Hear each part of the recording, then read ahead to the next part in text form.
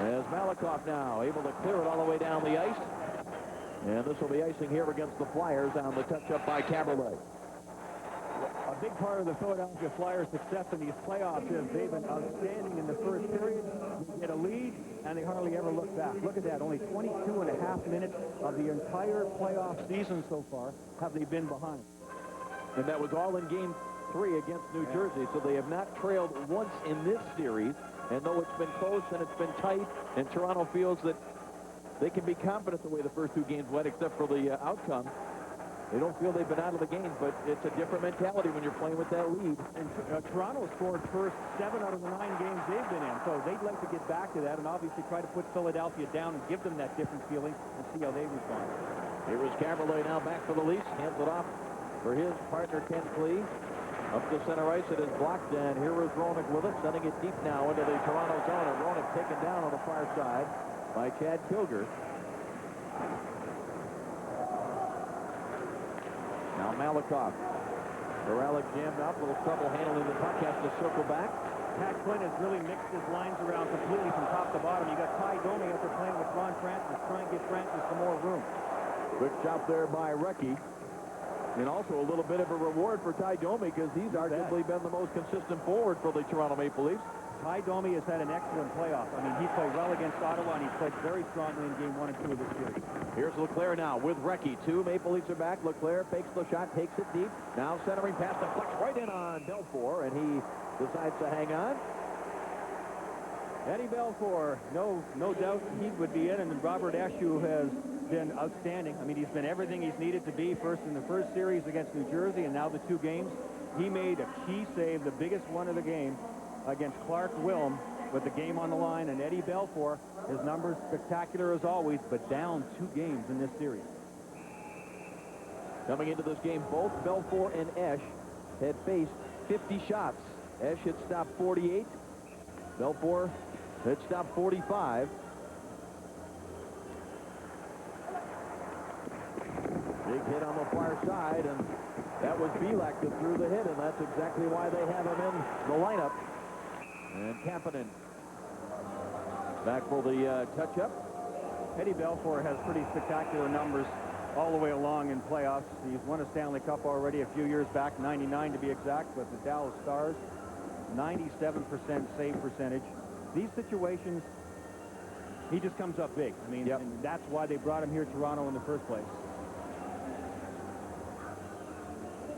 There was a lot of talk early on in the series, and Eddie set the stage himself about Philadelphia crashing the crease, and it still continues. Kapanen with a drive off a face-off win. The save made by Belfour as again Brashear tried to get in there. And Marchment wouldn't let him. There was no traffic in front that time. And I think Eddie Belfour in this game, I think, just has to concentrate on good goaltending. He has made a big deal out of it. His team has made a big deal out of getting touched in the crease area, maybe to the point almost of distraction. There's Sammy Kapanen playing defense. The forward playing defense, and he's all about 5'9", maybe 5'10" if you want to be really generous, but he's done a very strong job on defense. Kim Johnson not playing again in this game for Philadelphia. Johnson did skate this morning, and he took a couple of shots, not many, no slap shots, but the hand is coming along. Out at center ice, Ragnarsson takes the hit, dumps it back into the Toronto zone. Now Brashear comes in, gets a hit. Belak, who had gone to the bench, back out on the ice, dumps it out to center ice. Here is Ragnarsson. Belak runs at him. Now Belfour hands it off on the far side. Here is Aki Berg now, number 8. Monakorowski, center ice. Belak dumps it in. Ash out to handle the puck. Kapanen hit by 2 Maple Leafs. Now the puck comes free and back down to Leak. Leak with a shot, tried to get it through. Blocked by Roenick, comes back to Monakorowski. Roenick trying to stay with him, and a pass intercepted. Could be a break here for Amonte. Tony Amonte with breakaway speed, but the puck just rolled out of his reach.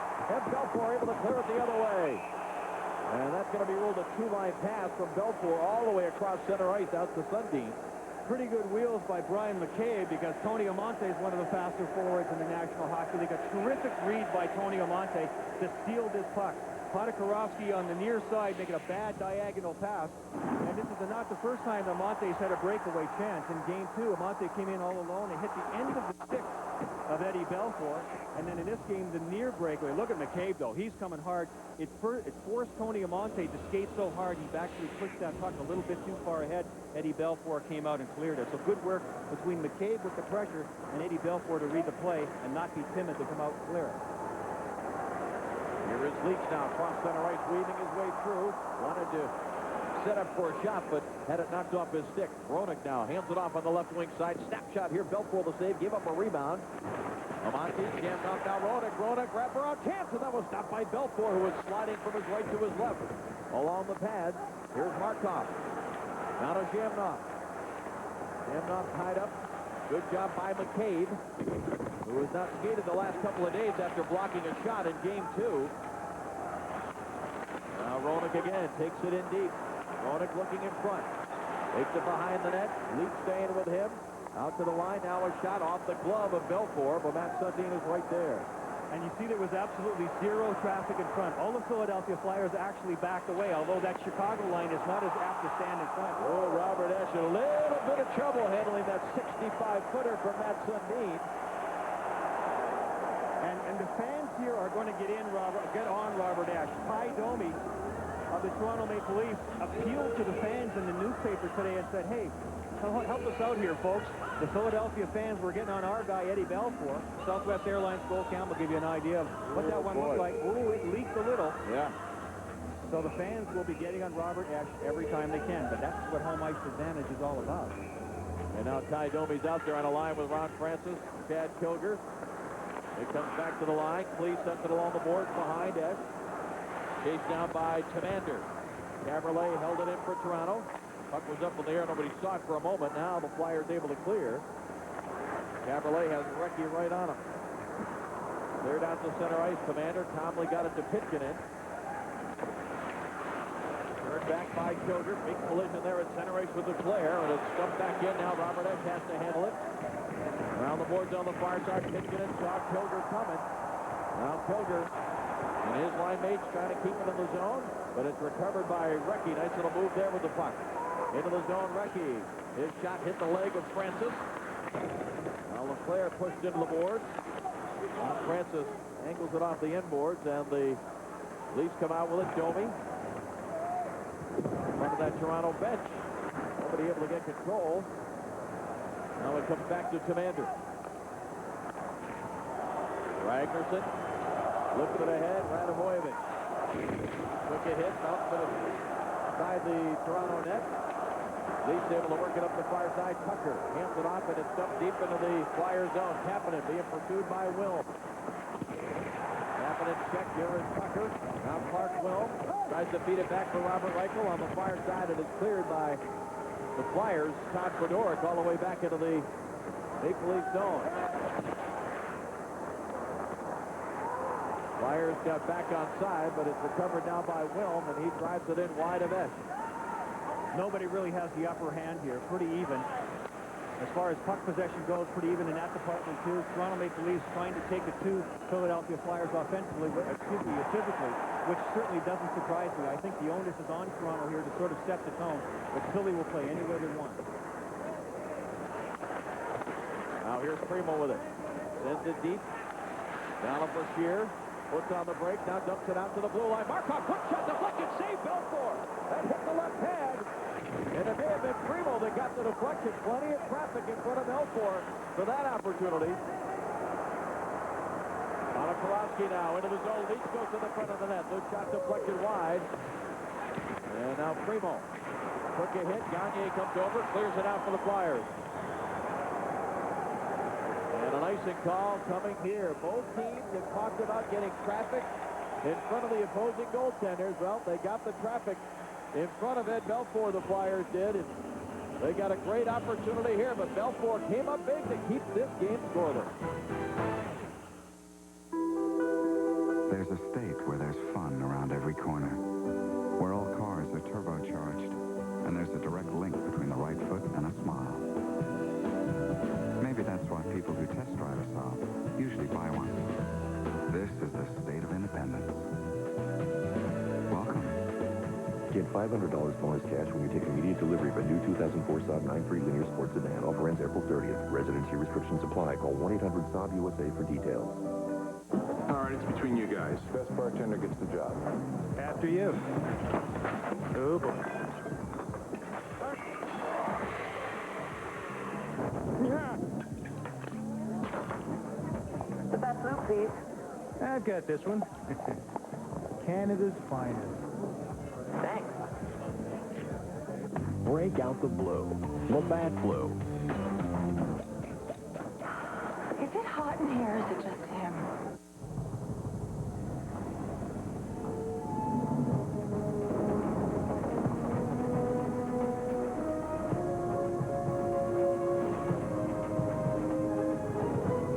The passage is intense. But if you complete the journey, you will find your destiny among the world's greatest warriors. The few, the proud, the Marines. It's been a bit of a strange series for Ken Hitchcock and Pat Quinn. Play a game, 2 days off. Play a game, 2 days off. Ken Hitchcock said it's almost an unfair advantage for Toronto after having played 7 games against Ottawa. They got a chance to rest. We finished our series in 5 games to get no reward for it. So a little bit of bellyache coming, not just from Hitchcock, but from the Flyers in general. But it is what it is. Face-off win, shot from the far side, and the blade of the stick almost went further than the puck did. As Sundin sends it out to the line, Cleve drops it back in deep. And here's Sundin with it to the front of the net. Didn't get all the way through to Ash. Now Primo shoved to the board by Roberts. The crowd appreciating that.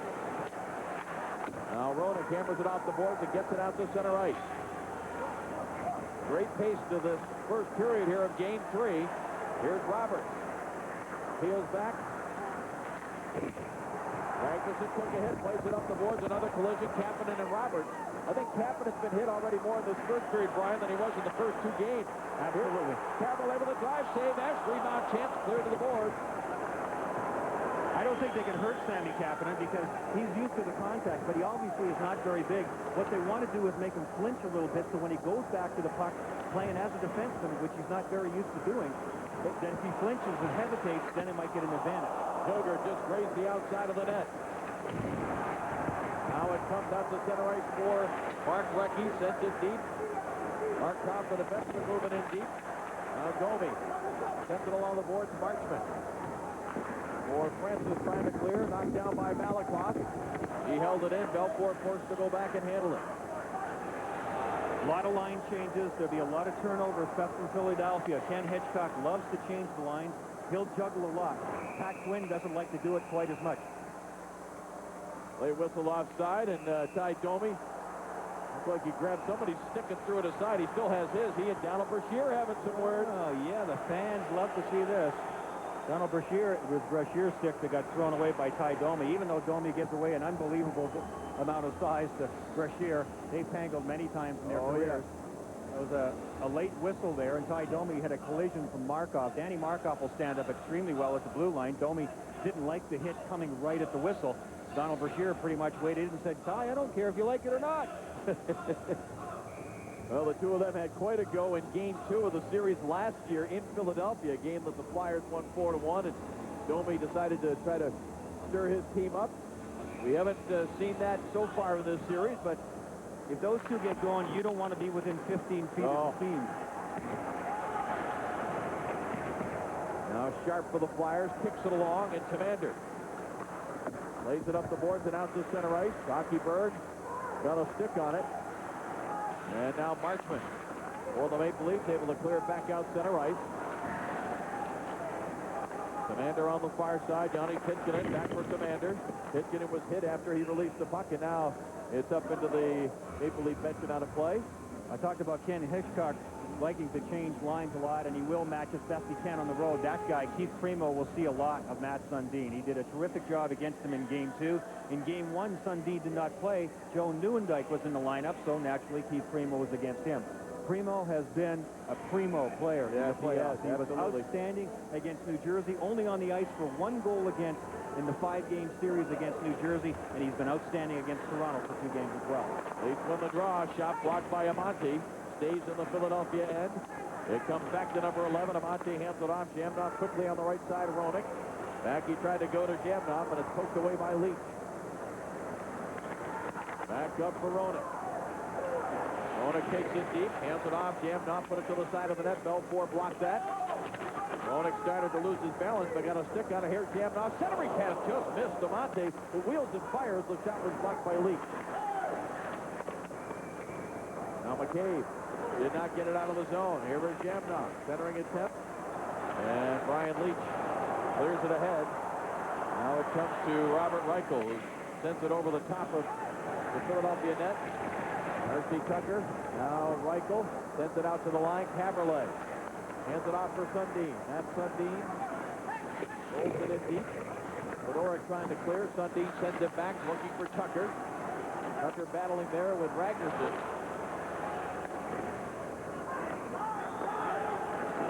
Ragnarsson again for the Flyers, able to clear it out to center ice. Caberlet has it there. Toronto's had some time of possession in the Philadelphia zone, but they haven't gotten the puck into the scoring areas at all. It's just mainly been in the corner work and cycling. Elak sends it deep. Ponikarovsky went after Primo. Now Markov a collision with Belak. Here's Antropov. Antropov trying to cut in, goes around behind the net. Centering pass shot hit the goal post. Ponikarovsky finds it off the post, and it's out to center ice for Shear trying to break with it, but it's poked off of his stick and recovered by Toronto. That was the key because of the traffic down low. That was Wade Belak who got the attention of the Philadelphia defense right in the paint and gave the scoring chance to Ponikarovsky about 15, 20 feet out. Now Belfour leaves it there for Marchment. This crowd chanting, "Go, Leafs, go!" At every opportunity, and it's going to be icing here. You know, Pat Quinn wanted to get more out of Antropov, Ponikarovsky, so he puts the big guy Belak with him. And boy, they had the pressure on, and they came this close to getting on the board. Still scoreless. The Stanley Cup Playoffs, Saturday at 3 Eastern on ABC. Okay, folks, let's get this party started. Call Seattle. Get McGregor on the phone. Calling him now. Morning. Morning. This is Scott McGregor. I'll be out of the office all day. Please leave a message. That's not like McGregor. McGregor's not there? Great. Excuse me, there's a Mr. McGregor here to see you. With Southwest Airlines last-minute fares, you'll never pay more than $2.99 one way. So why would you fly with anyone else? You are now free to move about the country. I got you something. Hmm? Oh, you shouldn't have. Oh, this is nice. And here's yours. I know it's not fancy, but it's what's inside that counts. And what's inside is Labatt Blue. Wow. Huh? I love it. Break out the blue. Labatt Blue. Awesome gift. Oh, yeah. The Saab 9.5 eats asphalt for breakfast and BMWs for lunch. The Saab 9.5 offers more horsepower and torque than the BMW 525i. The Saab 9.5. Welcome to the state of independence. Get $500 bonus cash when you take immediate delivery of a new 2004 Saab 9.5 ARC sedan. Offer ends April 30th. Residency restrictions apply. Call 1-800-SAAB-USA for details. Alexei Ponikarovsky looking for his first point in this series. Nearly got it here. There's the key, though. See, that's the traffic in front that I was talking about. Robert Ashe never even really picked up the puck until it was almost too late. He's lucky that was off the post. Wade Belak was number 3 for the Toronto Maple Leafs in the crease there, causing that havoc. Bouncing puck, nobody handled it for the Philadelphia Flyers. And they weren't able to get the icing. Now here's Ragnarsson with it. McGillney in for the hit on him. It's flipped out to center ice. Now Gary Roberts, a Flyer player, is very slow. That is Ragnarsson, very slow to get back into the play. He is limping. Boy, the last thing that Ken Hitchcock needs is another defenseman to go down. Ragnarsson hit there by Gary Roberts. Now it's deflected back into the Flyers zone. Maple Leafs unable to take advantage of that. Here's Lecky, and Leclerc just offside on the play. Well, tomorrow night, the Stanley Cup playoffs continue on ESPN and ESPN2. First is 7 Eastern on ESPN. The Tampa Bay Lightning can wrap up their series against the Montreal Canadiens. And then the Calgary Flames look to take a commanding 3-1 lead over on ESPN2 at 10 Eastern as they take on the top seed in the West, the Detroit Red Wings. Great doubleheader of Stanley Cup action on ESPN and ESPN2.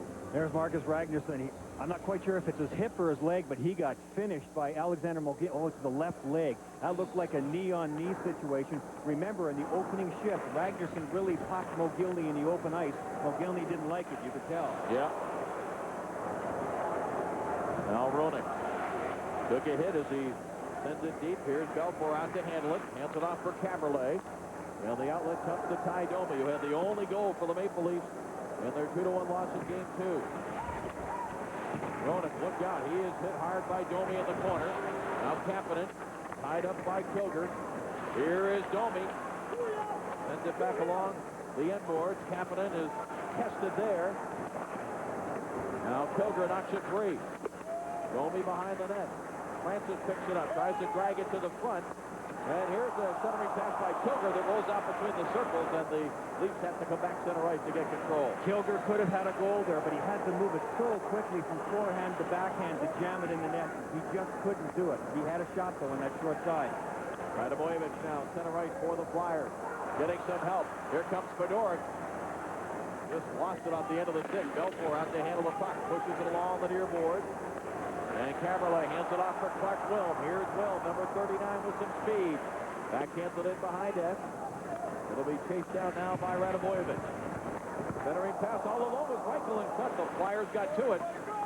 Here's Reichel again. Centering pass intercepted. And Radomojevic for the Flyers dumps it back the other way. The Leafs really coming on. Now they're starting to create things. That extended time in the Philadelphia zone is starting to turn into scoring chances. They are starting to get the puck into the middle of the ice where they want to get those scoring chances from. A couple of special guests in the audience. Yes. NHLPA executives Bob Goodenow and Gary Bettman.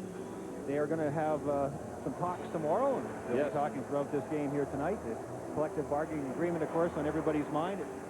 The deadline comes up in next September. Yes. First meetings that they've had since October 1st. They are scheduled to meet tomorrow and Friday if things go well.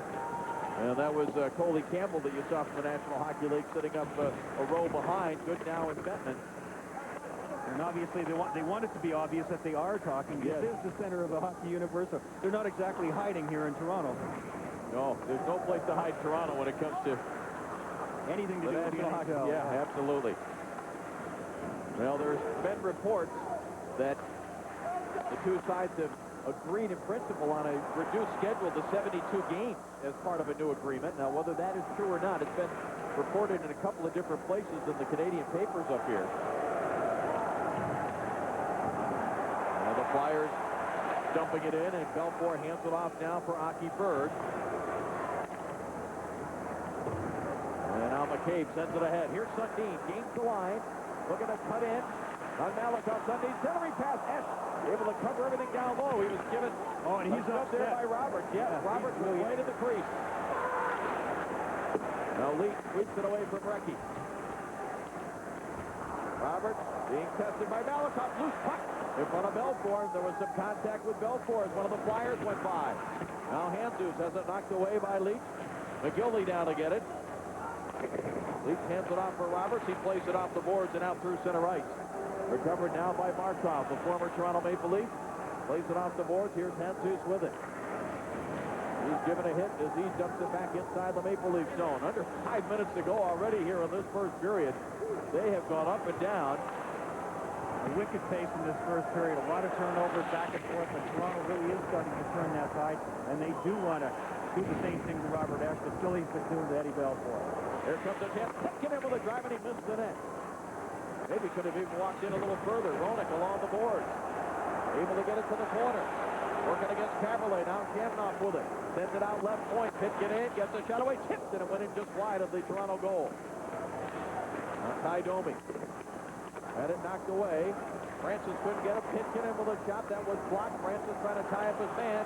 Zhamnov back to the line. Kapanen a shot. That did not get through to Belfour. Flyers still have it. Knocked away by Caberlet. Really good coverage there by Toronto deep inside the zone. Outstanding work by Leeds. Kapanen got there for the icing call. Oh, it has been physical. There have been big hits on both sides.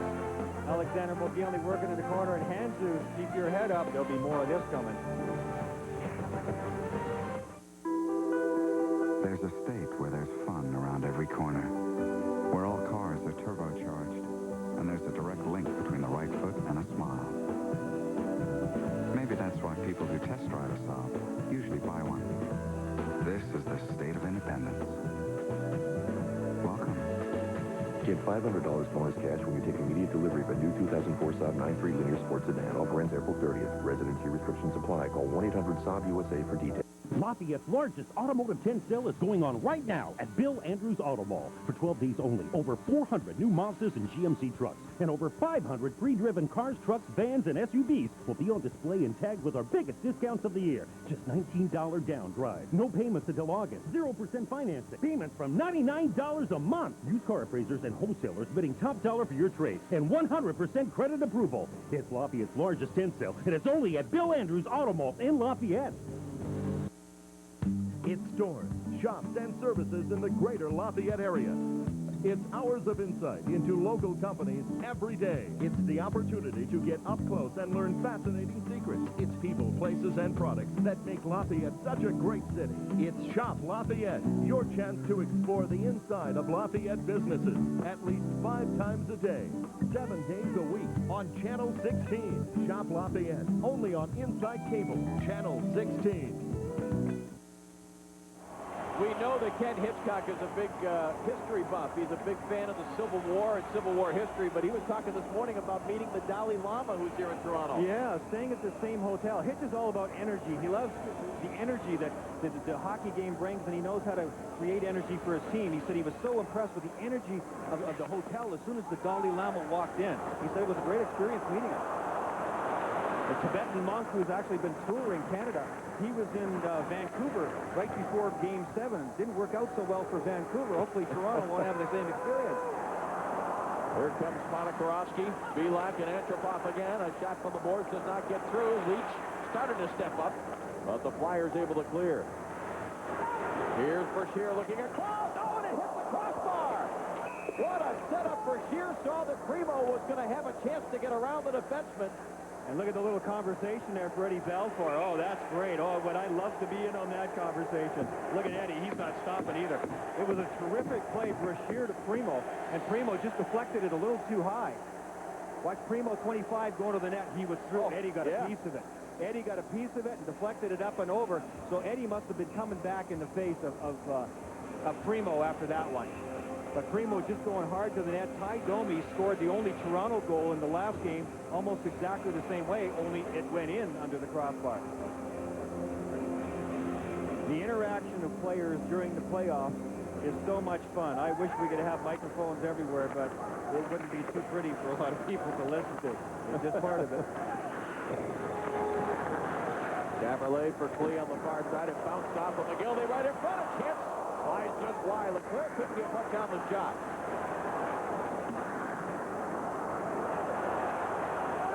Where the two teams went over 8 minutes without a shot on goal. Of course, the Primo chance wouldn't count as a shot because it clanked off the iron, and that one by Leclerc went just wide. It's really tough to get into the scoring area. In Game 2, they both shot pucks into the crease from the side and just had guys crashing the net. We have not seen that quite as much here in this game yet as we did in Game 2. Here is Klee back to get it out. Hands it off for Caberlet. Lead pass at center ice, knocked away, but it ends up going still into the Flyers' zone. Francis in there on Malakoff. Francis fell down on the puck, and Malakoff just poked it out of there. Zhamnov, great pass up the left side for Amonte. Looking to go wide, gets a shot away, Belfour the save, rebound onto the stick of Zhamnov. He is spun around by Kilger. Roenick over to help out. Roenick sets it up now. Markov fakes. Gives it back to Roenick, or tries to, and it's knocked away to center ice. Good job there by Ronnie Francis. He just fronted Markov. Markov had nowhere to go with it. Ended up turning it over outside the line. Markov, Zhamnov goes back. Markov a shot, and that was deflected just wide. Again, trying to get some traffic in front. Belfour and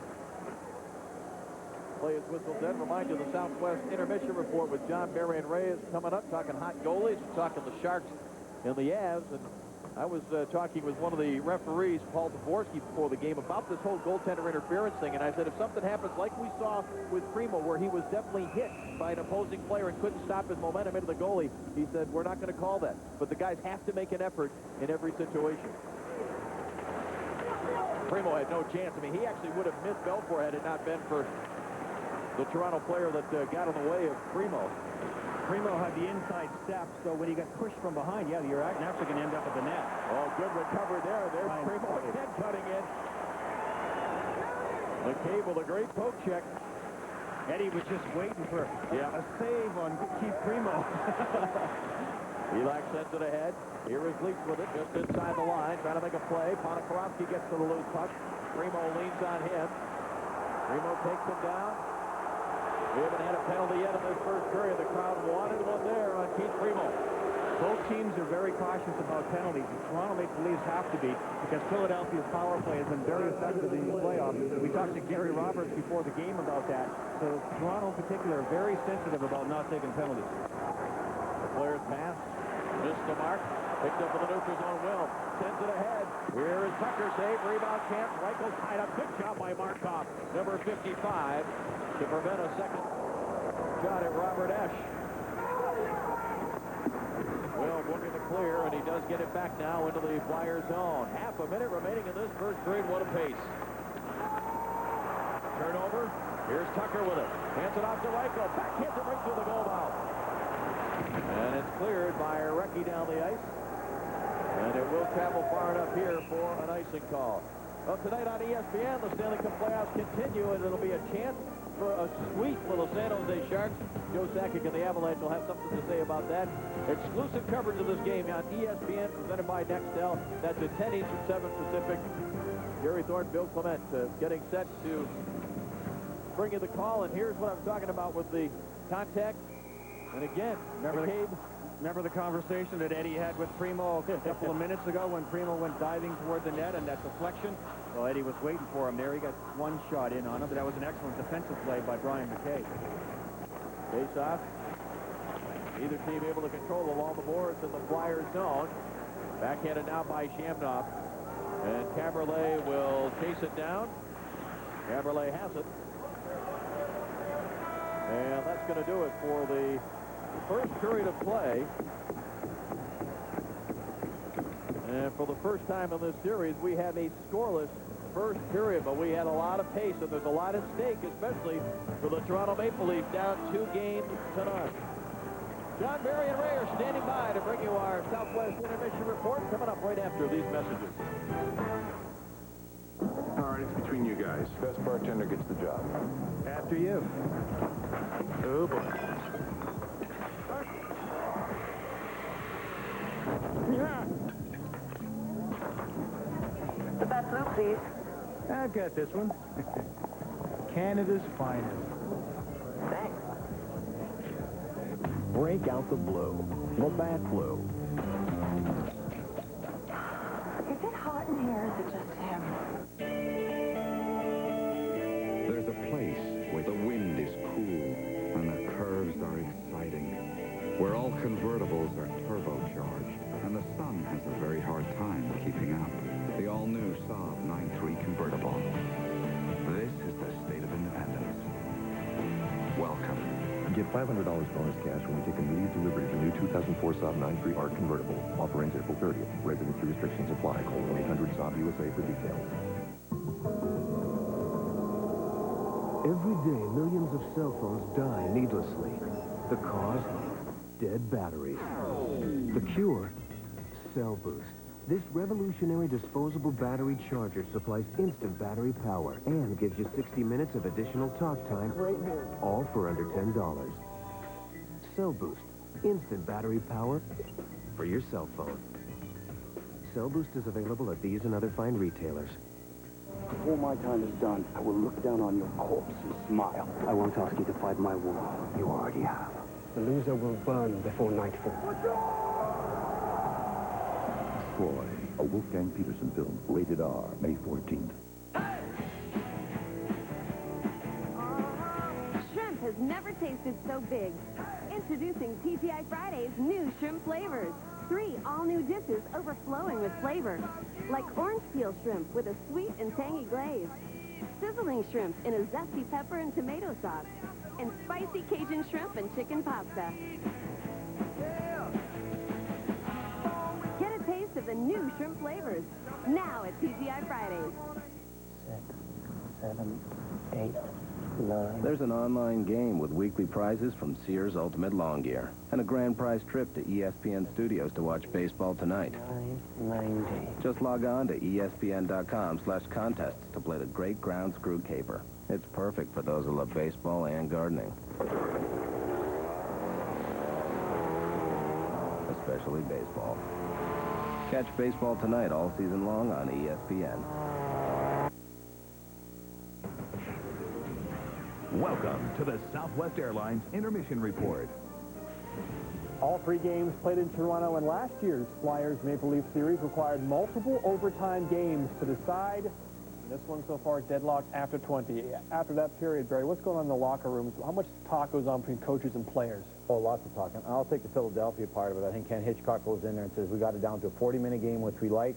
Everything worked. The defensive line of Primo did a great job defensively, and they got a couple scoring chances. So you love that from a Philadelphia point of view, being on the road in Toronto, Ray. Yeah, Toronto started to play a little bit better in the second half of the period, and they tried to be more physical with the Flyers' defense, but they just don't get a lot of chances, so they have to be prepared when that chance comes. Ponikarovsky hit the post. They have to be able to take advantage of it. The closer the game stays, the better it is for the Leafs, because I just don't think they have the firepower to match Philadelphia. Both goalies got a break in the first period by getting some help from their post, but of course, it's always about the goaltender in Stanley Cup playoff action. Let's take a look at the best so far. The goalie's still in the playoffs, and that playoff goals against average. As you look at that list, Barry, who do you want? There's only one guy off that list I want to play in a game for Canada or the United States for the gold medal, and that's Eddie Belfour. I think he's the best goaltender in the playoffs right now. His numbers don't show it, but the team in front of him isn't nearly as good defensively as some of those other teams. Yeah, Belfour is the best. Traditionally, he's got the best numbers, and when I think of one guy that's been a little bit of a surprise in this playoffs, it would be Nabokov. I thought coming into the playoffs, if anybody had a chance to be this year's Jaguar, it would be him. And so far, so good. Speaking of Nabokov, he and his teammates can eliminate Colorado later tonight. We'll talk about it. Game 4 between Colorado and San Jose on ESPN tonight. Next.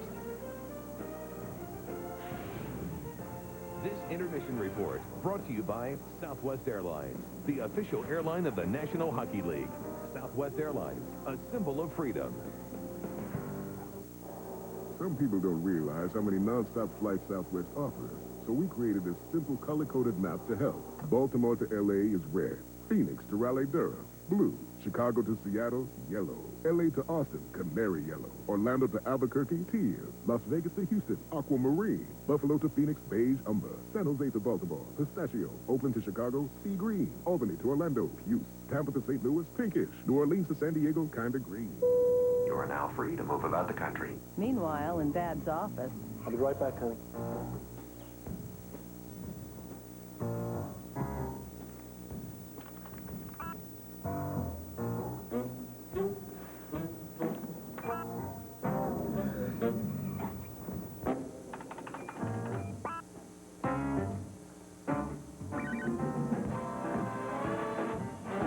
Defending the network from human nature.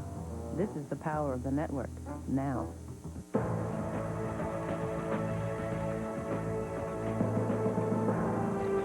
Energizer E-Squared Lithium, the 1AA battery that lasts up to 7 times longer in digital cameras. Do you have the bunny inside? Hey, I can see you cook. Yeah. That's so nice of you.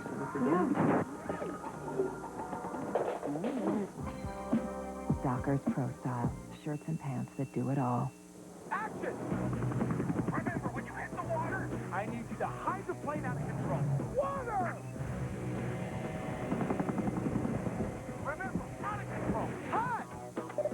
No, cut! Cut. Okay, fire the stunt driver. The Michelin Hydro Edge with Michelin-engineered hydro shoes. It's our best-performing tire in its class. Michelin, because so much is riding on your tires. The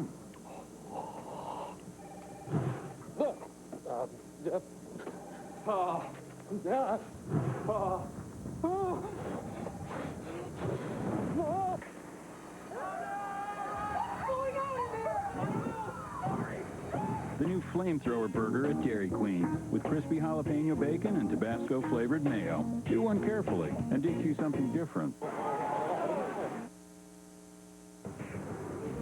Welcome back to the Southwest Airlines Intermission Report. Denver, the Sunshine State, gorgeous.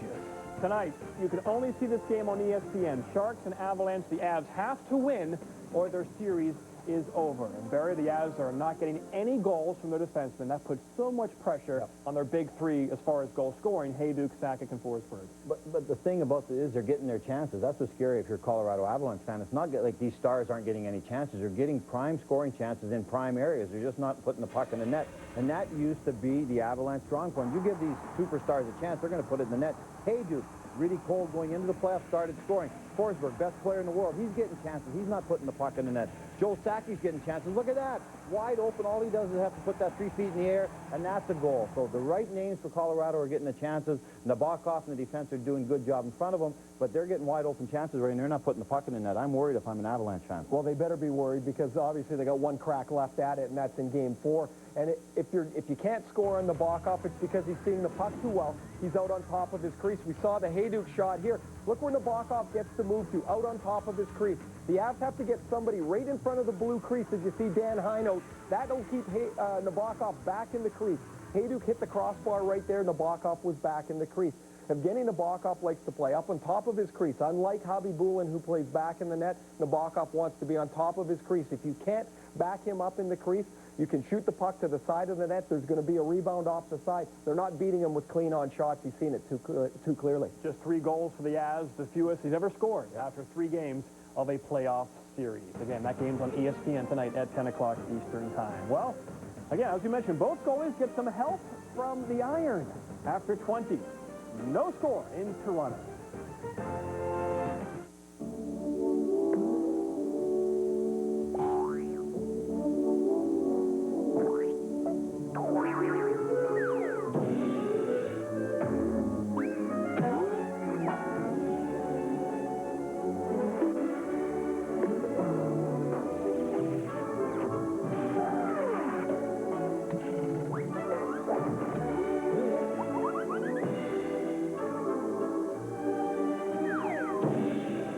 Winning the NASCAR championship is about outlasting the other guy. That's why I use new Red Zone Invisible Solid. It's the longest-lasting Invisible Solid from Old Spice. So you smell great all day. New Red Zone Invisible Solid in 4 long-lasting scents. Stay in the zone. Want to take off? Enterprise Rent-A-Car has takeoff weekend specials from $9.99 a day. That's Friday to Monday, just $9.99 a day. So take off this weekend. Log on to enterprise.com or call 1-800. Fantastic! At the Bob Urban Auto Group, we make buying a car lots of fun. Get fantastic savings on all Toyotas, Hondas, Jeeps, Lincolns, Mercury, Subarus, Mitsubishis, Hyundais, Kias, Suzuki, and Saturns right now. Save up to 10 grand or get financing as low as 0 APR. There's only one Bob Rohrman. Feel fantastic at the Bob Urban Auto Group, Sagamore Parkway, Teal Road, Tracy Lane, and 231 South, Lafayette. Hey, Bob Odenkirk here. I'm hosting a show called Midnight Snack. It's going to be Fridays at midnight on Sundance Channel. A bunch of really cool films. Some of them are foreign films. Some of them are rock films. Some of them are action kung fu. Really cool movies that you should have seen already. Sundance Channel presents Midnight Snack every Friday at midnight. Tune into Sundance Channel on Insight Digital for Midnight Snack.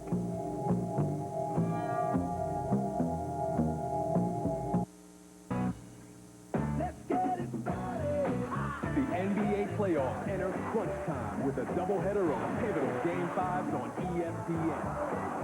First, with the series now locked in 2, the Hornets head back to Miami to take on the Heat.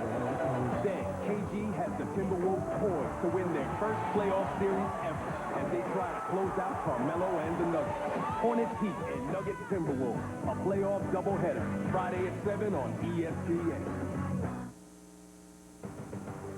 Welcome back, Southwest Airlines intermission report. In between period festivities, boys. Look at the size of 11. We got to get him off the roids, man. Obviously, that's an age discrepancy. That kid's 14.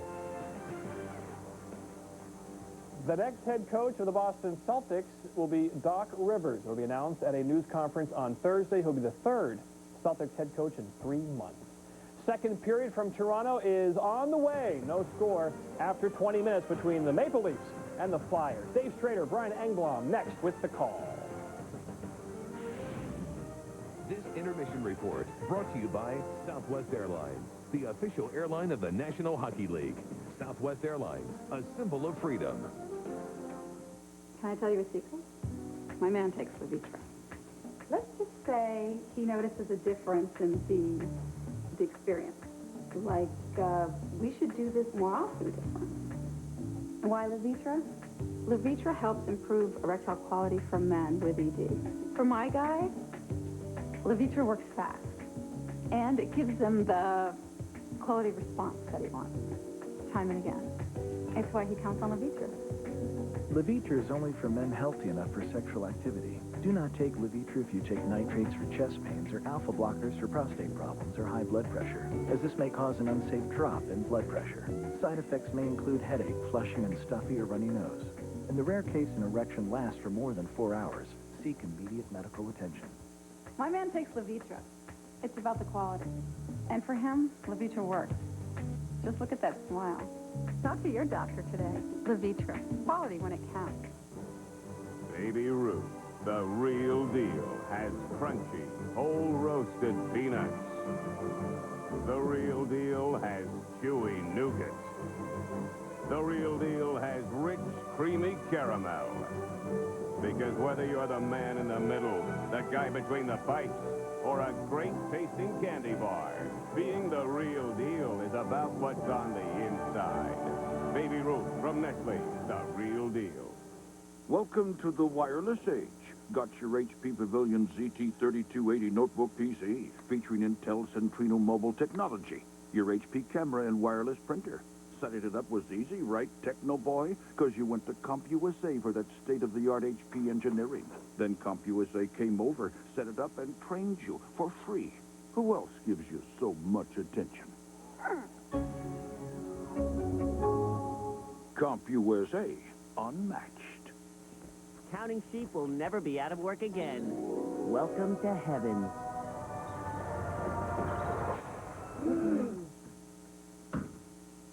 You'll feel the difference the moment you lie down. Serta, we make the world's best mattress.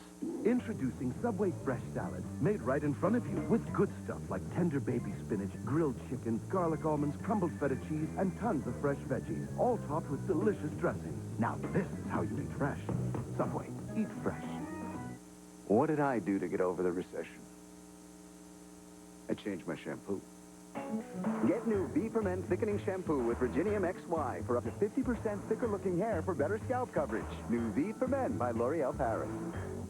Beach the Met, step right up and reach the Met.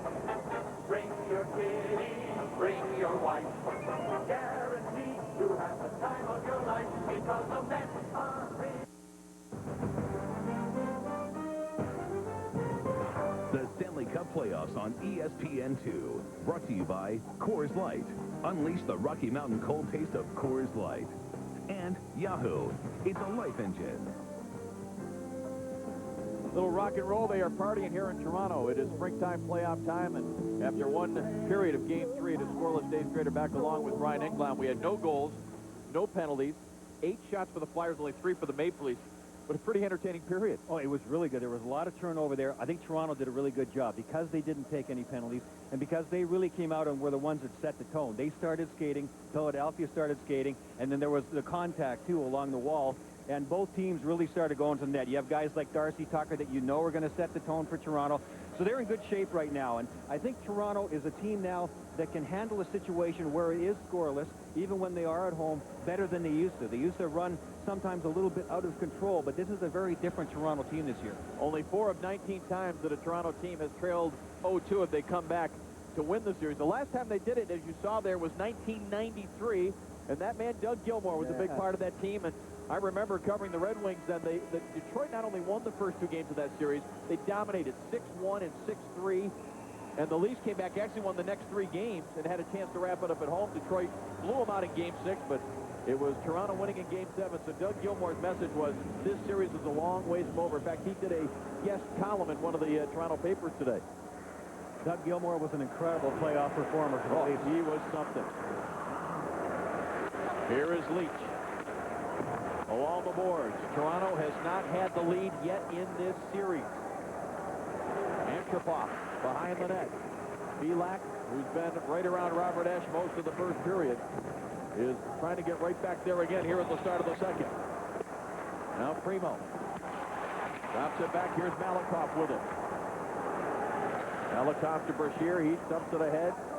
Simone Gagne trying to get in on McCabe. McCabe around the boards. Primo was waiting for it, but the Leafs able to get it.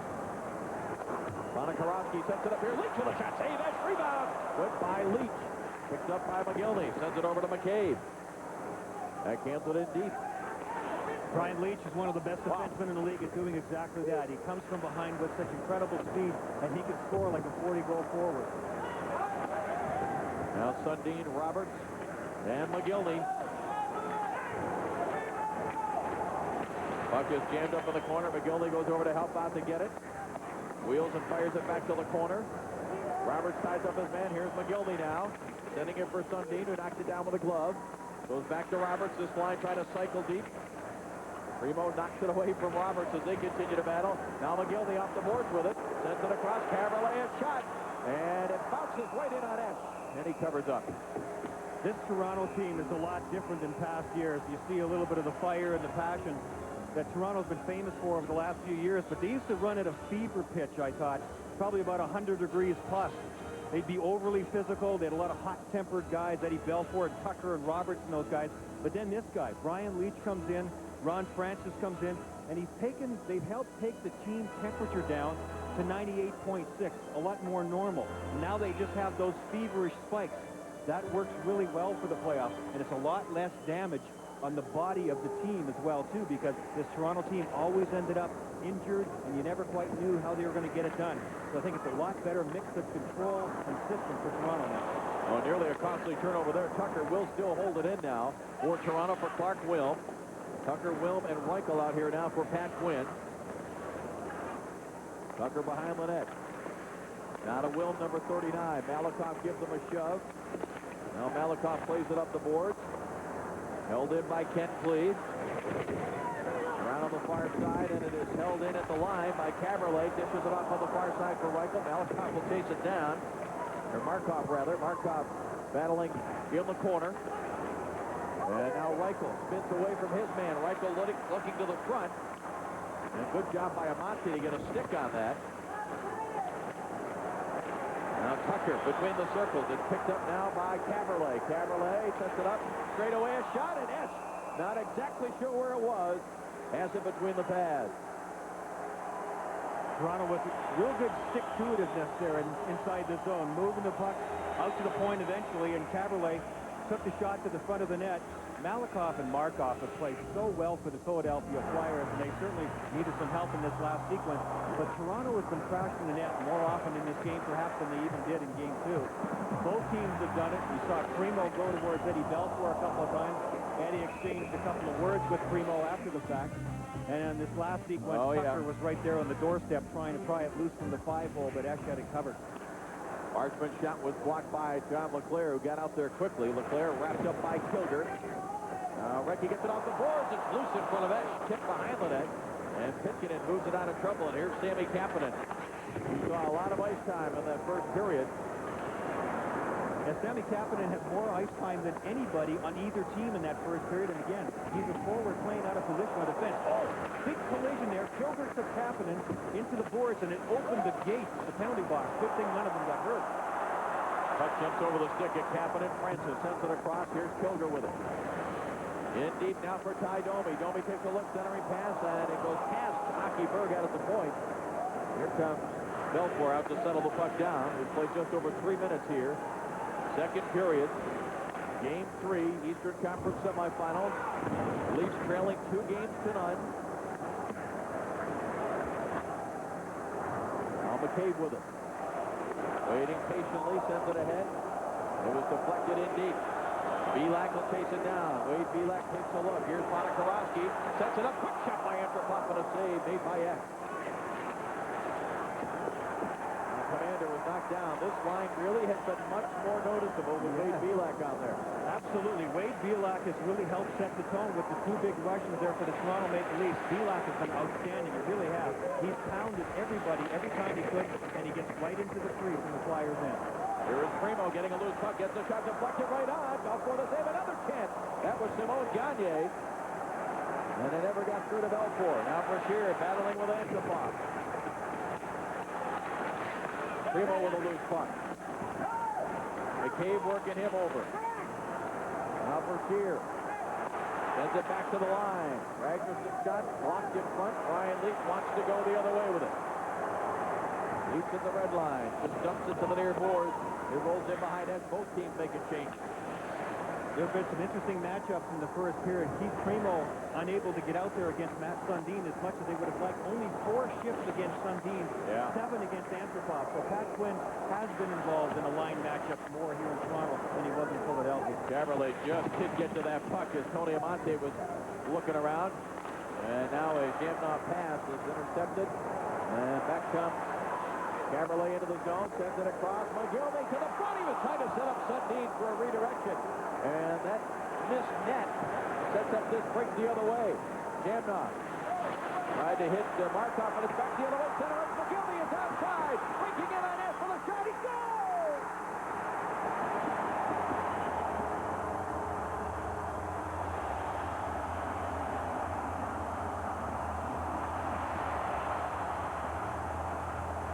They put them back together, and it's worked.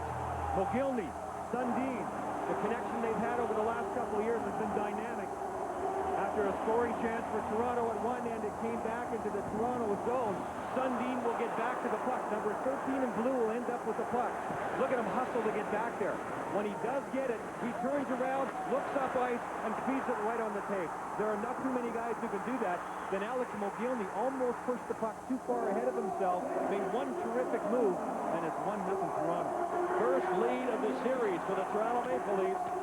Sundin will get the only assist. Second goal of the series, 39th of his career for Alexander Mogilny. And Alexander Mogilny had hip surgery this year. He played less than half of the regular season.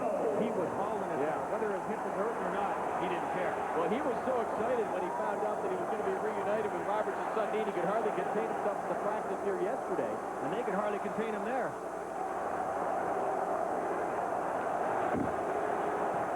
LeClaire hit hard by Marchman. Now a loose puck. Ty Domi's going to get to it. Domi gets the shot away, but he missed the net. Pilgrim sends it back in deep. Bouncing puck. Ron Francis trying to calm it down. And Recchi hands it off for Handzus, and Recchi is set flying. This is the home ice advantage that Toronto was waiting for. Their fans go crazy. First time in the series that they've had a lead. Now it feels different for Philadelphia. Big rebound off the pad of Esch. It comes all the way out to center ice. McCabe puts it up high on the glass. Belak on the far side. Gets a skate on it. Shot from an angle. Went zipping by the head of Esch. What did that hit? And a redirection score! Monakorowski makes it 2-0.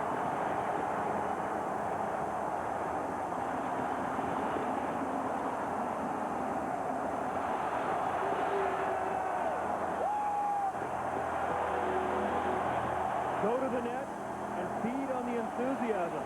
The Leafs have got it all right now. This one's by the book. Just get it and throw it. Have people go in there. Monakorowski coming from the side. That is the perfect deflection. What is Robert Esch going to do about that? There is nothing you can do. Southwest Airlines GoCam will give you a pretty good idea of what Robert Esch is seeing. I got it? Oh, you're kidding me. When the guy comes from out of your field of vision, off to the side, comes into the shooting lane and redirects, not much a goalie can do. First career playoff goal for Alexei Monakorowski. And boy, the one thing that Pat Quinn said yesterday, he said, yeah, I want that line to get to the front of the net. But he said they have to bring the puck with it. They did, but they arrived at the same time. Yep, absolutely.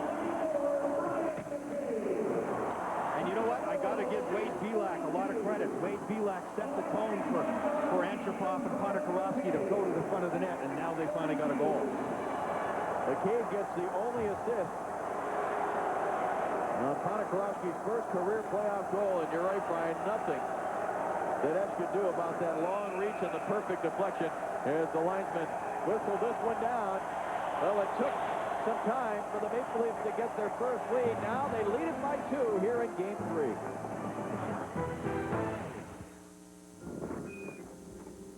Better 1 or 2? 2.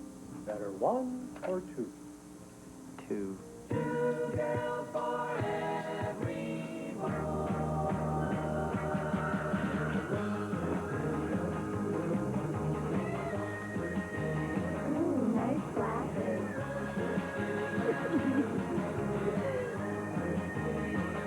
Unleash the Rocky Mountain cold taste of Coors Light. Democrats use Yahoo Search for hugging trees, protecting little itty-bitty insects. Republicans will check Yahoo News for the latest on large boats. Republicans use Yahoo to find friends, yachts, to do charitable work, yachts, to do volunteer work, to bring this country together to make it a better, more loving country. A lot of them get their trophy wives on Yahoo. Politics engine, commentary engine, life engine. The Subaru all-wheel drive team, starring Subaru Forester, the best small SUV ever crash tested. 1.9 APR for 63 months. Subaru WRX, 0 to 60 in 5.4 seconds. 750 cashback or 1.9 APR. And Subaru Outback, all-wheel drive ruggedness and car-like ride. Up to $1,500 cashback or 1.9 APR. Get the best deals ever on the Subaru all-wheel drive team.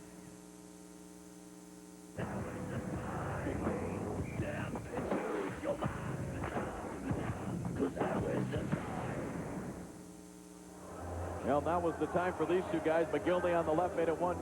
Ponikarovsky on the right makes it 2-0. And that second goal is so big because now it gives a real good settling feeling for Toronto, something they haven't had in the 2 previous games. And that puck up on the netting over the glass and out of play.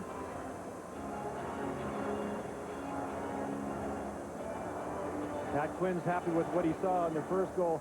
Alexander Mogilny just flying up the ice, controlling the situation at hyper speed, still making one terrific move and scoring. Then Brian McCabe with a heads-up play. You could see he knew exactly where Ponikarovsky was headed to. He threw it there for him, and it ended up in goal number 2. The goal is just 1 minute and 30 apart as you see Toronto with an 8-1 advantage in shots on goal here in the second period. And the second period has been a problem for the Flyers, even though they've obviously done well in these playoffs. It was period 2 of Game 2 that Toronto dominated as well, although they didn't have as much to show for it, just the 1 goal. That's true. Even the regular season, the second period has always been the nemesis for the Philadelphia Flyers. And you're right, Dave. It's proving to be true here again.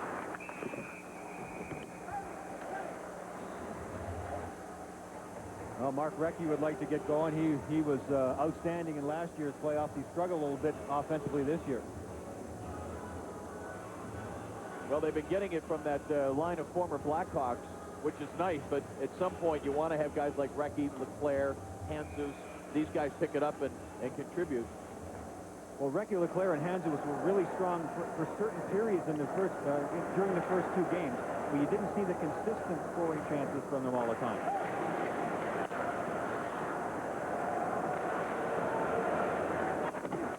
Here's Leach playing it off the boards. Kilger pushed it ahead. Domi could not get to it. And it comes back to Commander now. Amonte run into by McCabe. McCabe timed the hit perfectly and now dumps it back into the Philadelphia zone. Markov trying to spin away from the forechecking pressure of the Toronto Maple Leafs, who have a 2-0 lead. Ronick trying to weave his way. Knocked away, and back come the Maple Leafs again. Kilger backhands it in deep. He was at the end of his shift. And that big line of Belak and Antropov, Ponikarovsky come back out. Mark McCabe running across it. Amonte. Oh, and Ponikarovsky is going to get the first penalty of the game. Oh, some heavy contact. Oh, boy. Ponikarovsky on Tony Amonte. But Marchment, who has certainly been known to do it, Brian Marchment has been hunting in the neutral zone. He's come across a few times. And that certainly sets a tone, too. Marchment's really good at that. Make sure that those Philadelphia Flyers have their heads up coming through, because you know this guy, if he's out on the ice, he's hunting you down somewhere. But the second hit came from Ponikarovsky right along the wall. There's Marchment on the first one. He actually missed Amonte, but that was no miss. That's Ponikarovsky who came for the pin along the boards. I don't know if they're calling that boarding or what it is, but I think because it appears to me that because Amonte was in such a susceptible position, being down low, and he got hammered into the end wall, Ponikarovsky ends up with 2 minutes. So a big chance here for the Flyers, whose power play has been good throughout the playoffs, to get themselves back in the game. Well, Ken Hitchcock, you see they called it hooking. I'm not sure where that came from, unless it came from farther behind the play, then that obviously wasn't a hook on that collision. Ken Hitchcock said the reason that we're up 2-0 has really been the play of our special teams. The penalty killing has not allowed a Toronto power play goal, and both goals for the Flyers in Game 2 came with a man advantage. So, because of the way this game's going, Brian, this is a big penalty kill for Toronto. They don't want to give the momentum back. That was not a necessary penalty. A steal by Reichel, but he stumbled a bit. Not going to be able to take advantage of it. Capping it out from the Flyer zone with some speed. Hands it off for Recchi. Run into by McCabe. Now LeClaire is going to lose puck. He is hit by McCabe. They continue to battle. Tapping in left point. Trying to go to Recchi. It's in along the end boards. LeClaire has it there. Now for Hansu. Leach knocks it away. Goes up the boards with it now for Darcy Tucker. And Tucker will shoot it down the ice. And this is where the Philadelphia Flyers really miss Kim Janssen. Kim Janssen is their best power play defenseman. He directs traffic. He has a great shot. But, of course, he's still out of this series with that broken bone in his hand. Brian McCabe came across and just hammered Mark Recchi into the boards, and I believe he even got one of the linesmen along with him.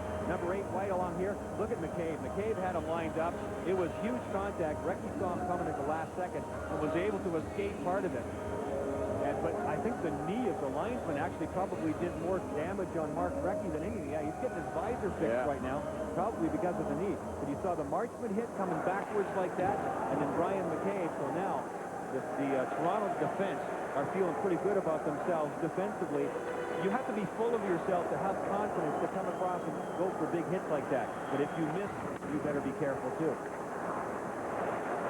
Just over half a minute remaining in this Flyers power play. Zhamnov into the zone. Hands it off now for Roenick. Roenick sends it back to the line. Pitkin it straight away. Gives it back now for Zhamnov. Trying to go deep with it. It made its way to Amonte. Roenick battling in the crease area. Boy, did they take away the time and space from Zhamnov or what? Exactly right. What Zhamnov was doing before when they got the puck down low, he walked it right into the crease area. That's how he scored in the last game. Toronto did a sort of a cycle job there. The defenseman in front of the net went right to the corner and absolutely took Zhamnov out of the picture. Ponikarovsky out of the box. So a big penalty kill for the Maple Leafs to keep this momentum that they built, getting to 2 goals in the span of a minute and 30 seconds. 8.5 remaining in the second period here of Game 3 of this Eastern semifinal series. Belfort pushes it along the board. Primo didn't get much on the shot. Puck is in the glove of Belfort, and he hangs on. Toronto Maple Leafs taking advantage of the crowd. They have a 2-0 lead.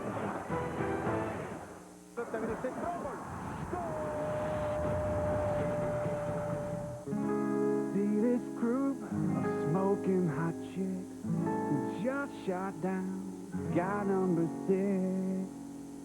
But to get the ladies, all you need to unveil is your 4-legged buddy with his 9-inch tail. Wingdog makes pickup lines disappear. If he can hold one, you buy him a beer. Wingdog. Unleash the Rocky Mountain cold taste of Coors Light. No, no, no, wrong. Mayday, mayday. Not a good time. Exactly, not a good time. I don't like it. My client? How bad? What is with the marble? Very, very bad. People don't listen. Too many trees. Doing the smile thing? This is a joke, right? Doing it now. Relax. You're under budget. We're under budget. We're under budget. We're under budget. I love it. Loves it. Coast to coast walkie-talkies get it done. Nextel.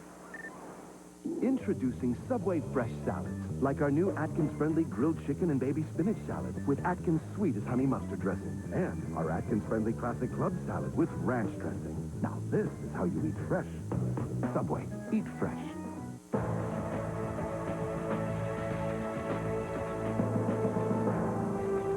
Energizer E-Squared Lithium, the 1AA battery that lasts up to 7 times longer in digital cameras. Do you have the bunny inside? And there is Walter Gretzky, father of the great one, in attendance here. And the home team with a 2-0 lead over the Flyers. Dave Schrader back along with Brian Engblom and the rest of our crew. This building can be unbelievable in the playoffs. It is, and they are juiced up. They needed something to cheer about. Matt Sundin started it with that terrific pass to Alexander Mogilny, which made it 1-0, and the Leafs fans haven't looked backwards since. Sundin wins the draw from Primo. Two guys that are both very proficient in the face-off circle. It is sent in wide of Robert Eck, and an icing call. Well, tomorrow night, more of the Stanley Cup playoffs here on ESPN2 and ESPN as well. First at 7 Eastern on ESPN, presented by Nextel. The Tampa Bay Lightning can wrap up their series in 4 straight against the Montreal Canadiens. And then here on ESPN2 at 10 Eastern, the Red Wings want to try to even things up against the Calgary Flames. That gets underway at 10 Eastern here on ESPN2. For more, log on to ESPN.com. Donald Brashear is in terrific shape, and part of the reason he has this system that he has in his bedroom, what actually pressurizes his bedroom to altitude, so it makes his system work even while he's sleeping. He said it gives him a lot more energy. I've never heard of that before. The stuff you can do science-wise now is incredible. And not a cheap system to install. Oh, yeah. Yeah, I heard it's in the order of about 30 grand to do it.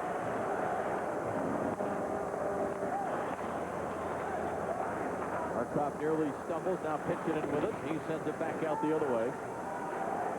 And now Belfour. Klee. Oh, Klee is hit hard. His head goes into the boards. That was Sharp that hit him. Ken Klee, yeah. Darcy Tucker right away over at Patrick Sharp. It didn't look like it was going to be that dangerous a hit, but there was no question that the head of Klee... Oh, he got sandwiched right along the glass, there's no doubt. He was trying to play a bouncing puck along the wall, and he's standing still. So you're a sitting duck. The puck is bouncing right there. That's why he's standing in one place. Fedora comes in and crushes him, and he hit, I think, the partition that holds the glass. That's sort of a metal strip that holds the glass, pieces of glass where it comes together. And he got the old melon just bonked there. Yeah, but Patrick Sharp was there, but you're right. It was Fedoruk that leveled the hit. Fedoruk got a penalty here for boarding. A chance for Toronto to get something going on their power play, and this will mean something in the long term for the Leafs, who are finally in the driver's seat in this game at least. 2-0 lead. First time they've ever had one, but their power play has struggled. They haven't really gotten anything going. They haven't scored power play goals when they've needed to. This is a good chance not only to build the lead here on the scoreboard, actually to get some confidence in the power play. Play is offside at the Flyers line. I admire Matt Sundin and players like this, but in the playoffs in a clutch situation when you're down by 2 games saying, we just got to be better. There are no excuses. I play with Mogilny. I play with Roberts. We have time out there. We're expected to produce, and we do. Matt Sundin said all those things yesterday, and they've come through with it. You got to love that. Now Malakoff pushing it along the boards, but here comes McCabe. Oh, big collision, McCabe and Malakoff. And the Flyers able to clear.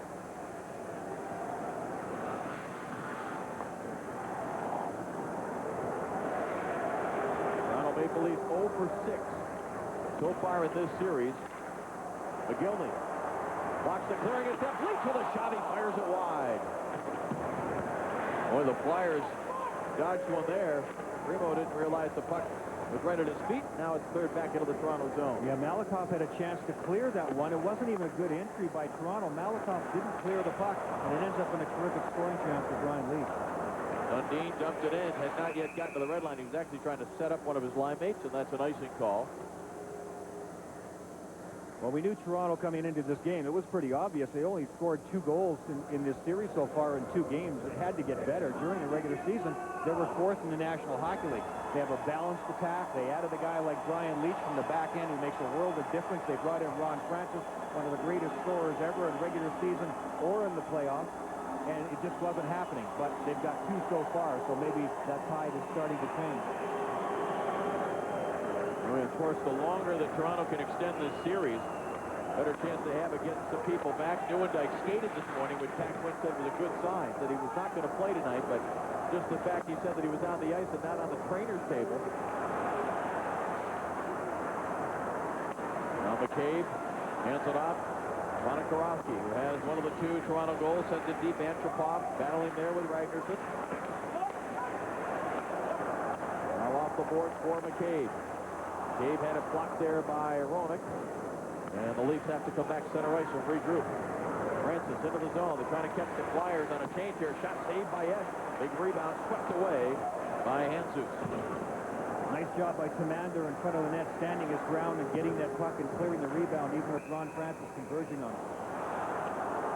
Play whistle down. Matt Sundin's not really sure why. NHL.com for Score Stats Fantasy and the official store of the NHL. NHL.com, the official site of the Stanley Cup. Well, we wondered if Brian McCabe would play in this game because he didn't practice the last 2 days. He stopped a shot in Game 2 with the inside of his foot that must have swelled up an awful lot after the game and the next day.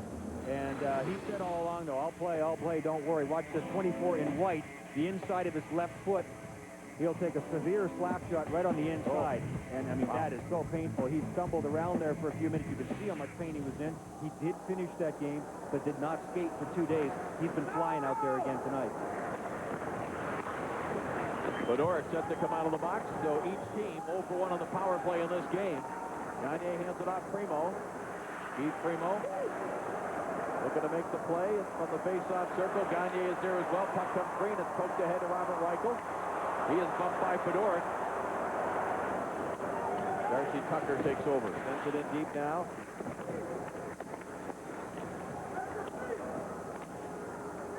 Now Tucker tries to go back for Clark Wilm. Flyers clear it on the far side. Reichel with a hit there on Gagne. Primo comes in. Runs into Darcy Tucker. That careful part of the game is really back again, isn't it? Both players on both teams trying not to make any mistakes. Both of them playing controlled and disciplined through most of this series. Back up to the line. Now a pass to the side of the net. Score! Kilger! Great redirection. 3-0 Toronto.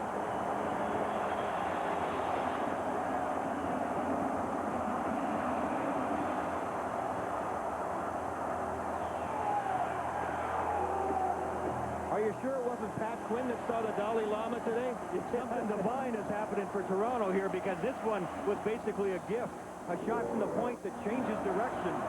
And Kilger is in the right place. It barely is kept in. That shot is not anywhere near the net. It goes right to Kilger. He deflects it from an impossible angle. And there's very little chance for Robert Esch to get over and make a save. 3-0 Toronto.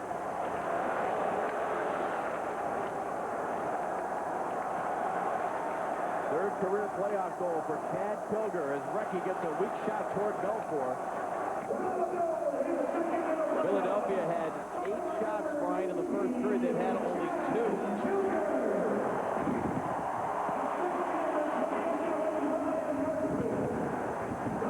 Ryan Marchman, who made the great play at the line to hold it in, gets the only assist. That was the critical part of that play, too, because it was fractions of an inch, maybe an inch away from being offside, just barely kept in. A bouncing puck that Brian Marchman had the concentration level to keep it in the zone. That was the biggest thing. And ends up right on the stick of Chad Kilger. Here comes Roenick now onto a loose puck. Roenick against McCabe. Hands it off now for Zhamnov. Zhamnov goes back to Amonte. Robert steps into him. Gives him a couple of shoves. Another one. Amonte trying to battle to the front of the net. Takes a pass, but a shot well wide of the mark. Now Commander will hold it in. Roberts rides Roenick hard at Leanne Morse. And McCabe comes up with it as Roenick has something to say to the referee, Dvorsky. Here's Alexander McGillney. McGillney had it poked away by Ragnarsson.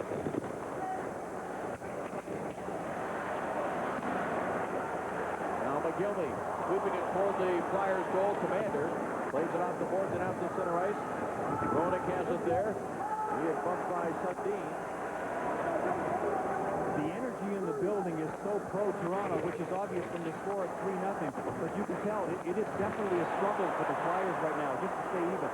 Antipop makes the shot. Now he dumps it to the front of the net. Will Karowski save made by Edge. Karowski almost had his second goal. Look out. Marchment went low there on Brashear, and there comes out. Here we go. Marchment went looking, and he didn't miss by much. Brian Marchment is a hunter. He came across there. And Donald Brashear saw him at the last second, but then it was the second collision right along the wall. And you know when Brashear gets in the middle of things that things are not going to go away quietly. Brian Marchment is an effective guy, and you got to have your head up. Steve Brashear saw him at the last second, even with no stick. He didn't see this one coming. Better 1 or 2? 2. Better 1 or 2? 2.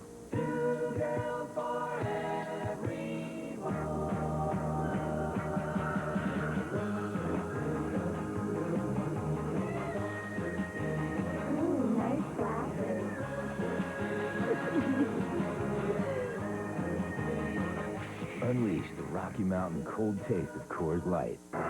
The Subaru all-wheel drive team, starring Subaru Forester, the best small SUV ever crash tested. 1.9 APR for 63 months. Subaru WRX, 0 to 60 in 5.4 seconds. 750 cashback or 1.9 APR. And Subaru Outback, all-wheel drive ruggedness and car-like ride. Up to $1,500 cashback or 1.9 APR. Get the best deals ever on the Subaru all-wheel drive team. Before Tiger. Why do you play golf? Before Nicholas. Because I love it. Before Palmer. There was Bobby Jones. Bobby Jones, Stroke of Genius. Rated PG. Starts this Friday at theaters everywhere. Get into Taco Bell for the cheesy Gordita Crunch. Warm flatbread covered in 3 melted cheeses, wrapped around a crunchy taco and topped with a zesty pepper jack sauce. Oh, cheesy. I like cheesy. To get crunchy, chewy, cheesy, and melty, think outside the bun. Brian McCabe has been an impact player in more ways than one. This is the play I was talking about on the goal. That is fractions of an inch from being offside. His concentration level just to hit that rolling puck in the direction of Chad Kilger. I will give him the credit that he knew exactly where it was. Kilger ends up with a goal, and then on the attack, as Marchment usually is in the neutral zone, going for the big hit. Yes, every one of the Philadelphia Flyers with their heads up. So Aki Berg of the Maple Leafs took the only penalty in that exchange just before the break. So the Philadelphia Flyers with a power play, and Brecky, they're saying did not stay onside. I apologize if I said Brian McCabe. I was thinking Brian Marchment. Wrong, Brian. Intermission report coming up. John Barry and Ray, Sharks and Avs preview. And Doc Rivers has been named the new head coach of the Celtics. Will that cure their woes? All that coming up.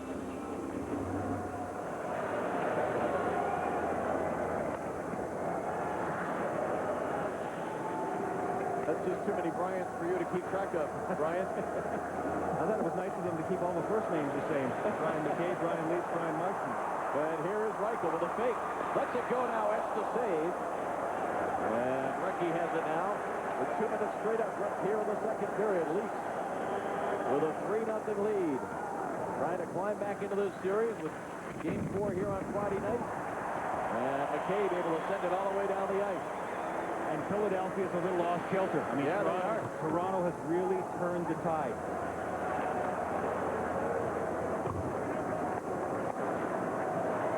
Zhamnov. That's it off.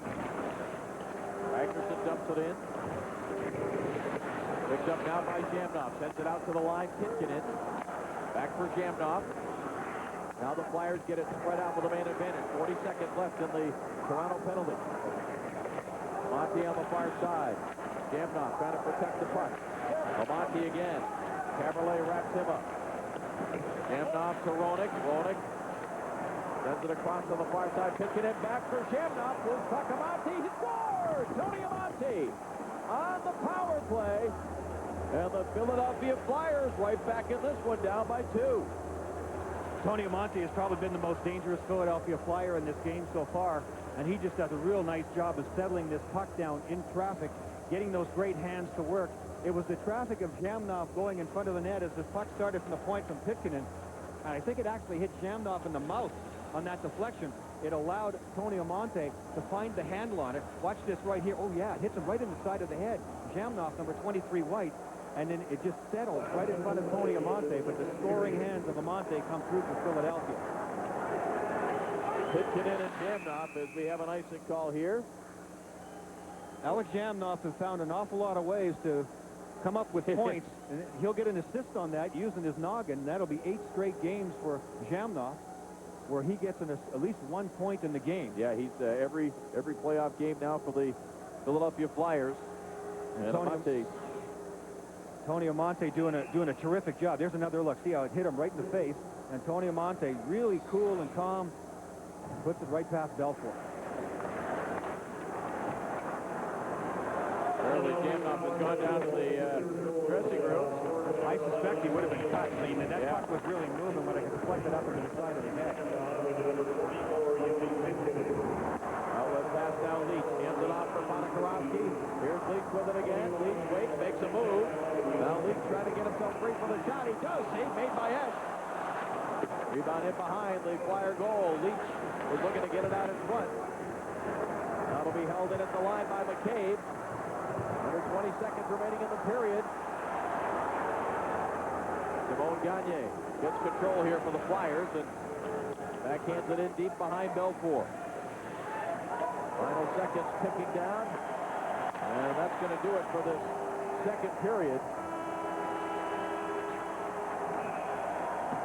The Toronto Maple Leafs are in control of this game. Yeah, Amonte got a goal for the Flyers to give themselves a chance here, but Toronto's really controlling this right now. No goals in the first, 4 in the second, 3 of them by the Maple Leafs. McGillney got it going. Ponikarovsky with a deflection. It went to 3-0. On the perfect play there by Kilger. But Amonte has made it 3-1. The Dodge Intermission Report right after this. The Subaru all-wheel drive team, starring Subaru Forester, the best small SUV ever crash tested. 1.9 APR for 63 months. Subaru WRX, 0 to 60 in 5.4 seconds. 750 cash back or 1.9 APR. And Subaru Outback, all-wheel drive ruggedness and car-like ride. Up to $1,500 cash back or 1.9 APR. Get the best deals ever on the Subaru all-wheel drive team. Better 1 or 2? 2. Better 1 or 2? 2.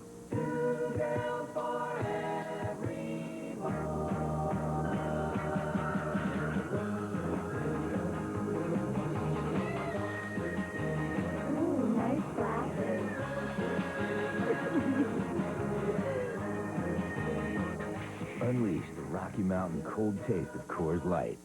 George Lopez here in front of the Twilight Zone Tower of Terror opening May 5th at the Disneyland Resort. You know, when I was a kid, my mom wouldn't take me to Disneyland. She said, you want to see a mouse? Pull out the fridge. Watch the special George Lopez Friday, April 30th, and count all the hidden Mickeys in the show. And if you find the most Mickeys, you can win a VIP vacation for 4 to Disneyland and $10,000. I can't find any. Go to abc.com to enter and for rules. The Great Mouse Hunt with George Lopez. Friday at 8, 7 Central, part of TGIF on ABC. Hey, Bob Odenkirk here. I'm hosting a show called Midnight Snack. It's going to be Fridays at midnight on Sundance Channel. A bunch of really cool films. Some of them are foreign films. Some of them are rock films. Some of them are action kung fu. Really cool movies that you should have seen already. Sundance Channel presents Midnight Snack every Friday at midnight. Tune into Sundance Channel on Insight Digital for Midnight Snack.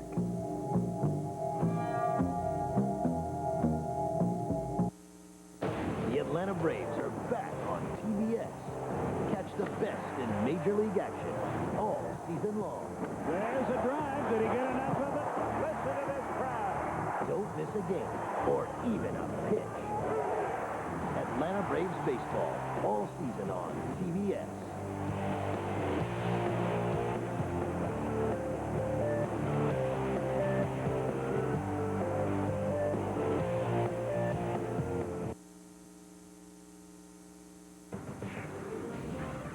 Welcome to the Dodge Intermission Report.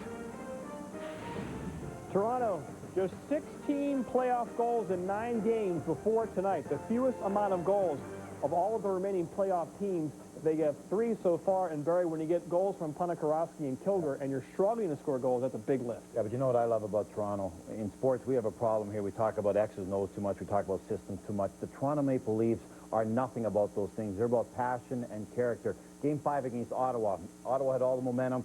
Sundin's out of the lineup. They find a way to win that game. Game 3 against Philly. Philly's playing great hockey. Toronto comes in with a great effort, and everybody contributes. This team is not about systems, Ray. It's about what's inside the body, man, heart. And Philadelphia hasn't matched it this evening. Right from the first period on, I thought Toronto, from the middle of that first period, Toronto took the game over. They were physical. They pushed the Flyers back on their heels, which hasn't happened very much in the playoffs.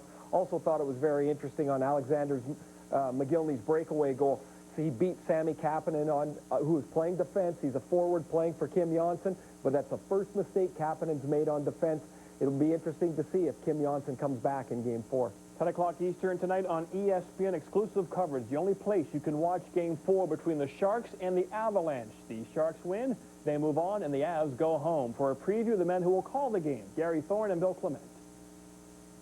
John, thanks very much for the Colorado Avalanche. Unusual territory, Bill, for a must-win game or they are gone. So now your Stars have got to rise to the occasion. Speaking of gone, we may be watching Peter Forsberg's last game in North America in this hockey game. If the Colorado Avs do not win, Peter Forsberg may go back and play in Sweden for the rest of his career. We're just not sure, so we may be seeing his last game. But besides that, the Colorado Avs have to generate some offense to make sure that this is not Peter Forsberg's last game or their last game. And San Jose's done a tremendous job of really taking a quality that Peter Forsberg has and turning it around against him. They know he's going to engage. They know he is really competitive. They know he never shies away from man-on-man confrontation. So what they've done is they've come at Peter Forsberg in layers. Most of the time he's taken the bait. I'm not so sure it wouldn't be better for Peter Forsberg to play on the outside, forget about the physical stuff, and generate some offense that way. We've talked a lot about Nabokov because he has been very good, maybe not spectacular. We've talked about their defense, but for San Jose, what's getting lost here is the fact they're scoring some goals. Yeah, without a doubt. And they are riding one big line with one big center. The guy that's really come into his own, their captain, Patrick Marleau. The sign of things to come came in Game 1 of this series when Patrick Marleau picked up a hat trick. And with the play of Dimitrakos on one side and Vincent Domfus on the other side, this is a line that in 3 games has combined for 7 goals and 9 assists against the Avs. I mean, the Avs would kill to trade numbers with them. And the Avs need to trade those numbers or they're going to be trading the skates for shoes. In their effort in Game 3 to get into it, it was a lot of great black and blue hitting, a defensive struggle. But, John, in the end, 1 goal by Vinny Damphus at the back of the goaltender made the difference. That's all it took. When we come back, Barry and Ray will comment on Game 4 between Colorado and San Jose. Again, that's on ESPN tonight, 10 Eastern Time. What will it take for the Avs to win 4 in a row, and what will it take for the Sharks to move on to the conference final? This intermission report, presented by Dodge, the official road team of the NHL. Grab life by the horns. Dodge. Describe the perfect day, Liz. Well, we're driving to the lake, the kids watch a DVD, and Joe and I have some quality time. Joe? Okay, we're barreling along. The Hemi's kicking some serious butt. Then we fish. Ah, see, you're not traveling in the same vehicle. The all-new Durango. Big size, smooth ride, Hemi power. What a quack. 0% financing or $3,000 in combined cash allowances plus a great warranty gets you the best values in America. Hey, y'all. I got the new buffalo chicken pizza from Pizza Hut. Buffalo chicken on a pizza. Sweet. Awesome. Way to go, Jess. Buffalo chicken. That's the buffalo with wings, right, Jess? I know. Buffaloes don't have wings. Pizza Hut's new buffalo chicken pizza. Boneless, all-white meat chicken marinated in a zesty buffalo sauce. It's $4.99 when you buy a large pizza at menu price. Come on, slap them again. Gather around the good stuff. Excuse me, are you happy with the choices in your 401ks? When my only real choice was company stock? I've had 5 jobs, so 5 401ks. Who knows? I'm happy now. I rolled over my old 401ks to TD Waterhouse. Thanks, guys. Choice lets you diversify. At TD Waterhouse, they offer CDs, stocks, bonds, and thousands of mutual funds, including 1,500 with no transaction fee. If you want more choice, choose TD Waterhouse, the alternative to higher-priced brokers like Merrill and Schwab. Ah, spring. Time for the sweet sounds of Pucks ringing the post and big-time hits. Before you get cup crazy, get Java technology from Sun Microsystems. It's in millions of phones, computers, and smart Java cards. And it connects you to the best NHL action. Use your Java-powered phone or computer for a secure connection to live scores and games like NHL Power Shot Hockey. Get in the game at java.com or nhl.com. Sun Microsystems. The network is the computer.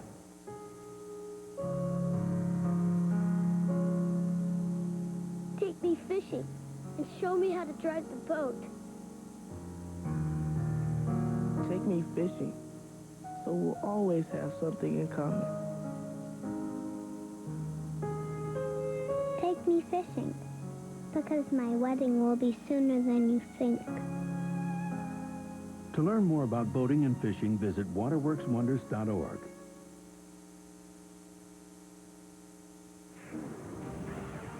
This is the Dodge Intermission Report.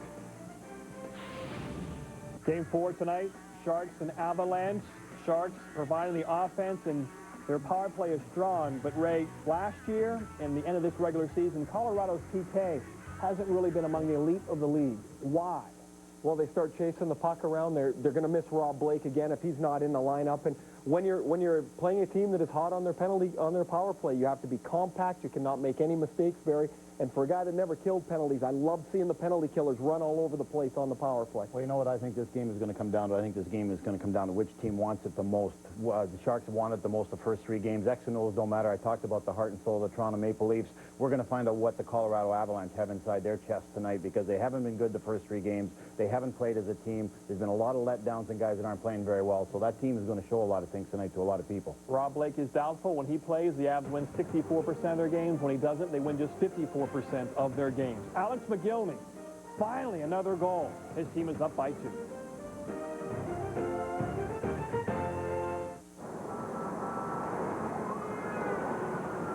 Emu's on the loose. Emu's on the loose. Where? Everywhere. Where everywhere? New York City. The trade show. Big problem.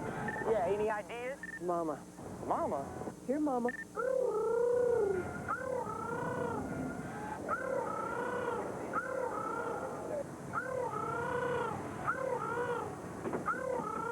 Coast to coast walkie-talkies get it done. Nextel.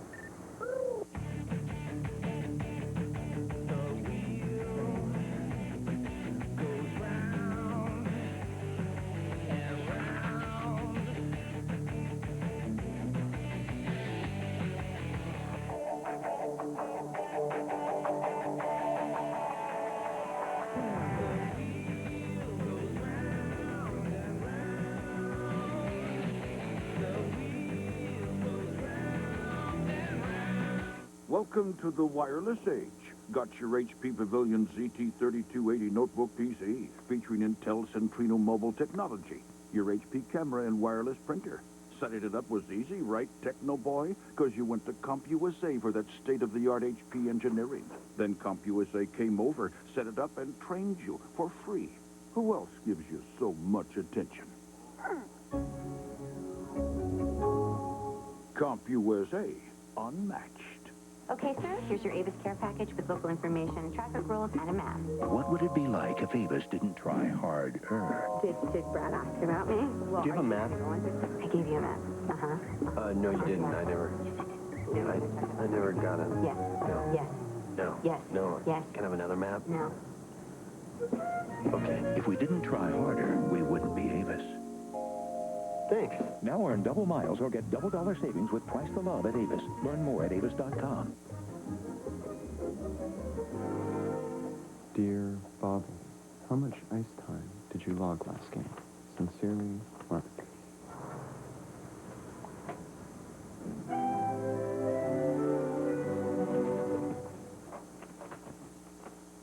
Dear Mark, which game?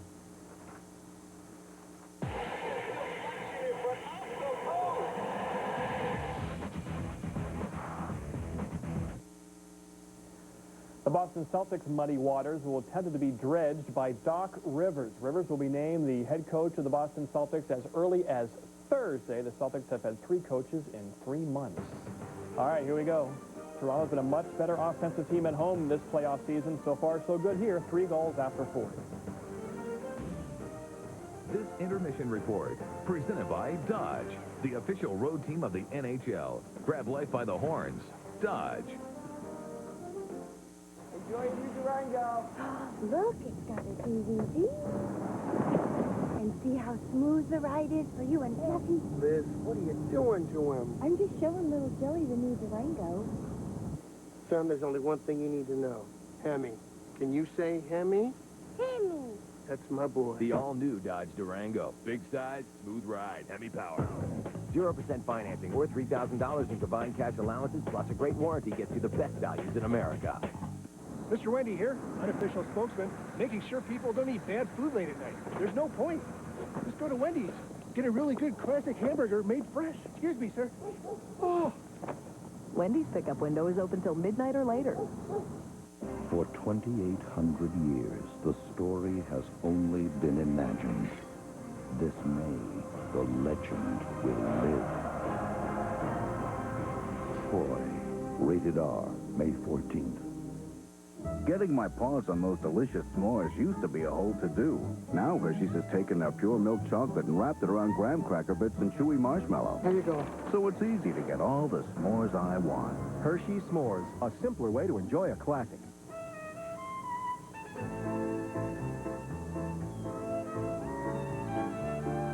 Rain-X Car Wax not only shines your car, it protects it from Mother Nature.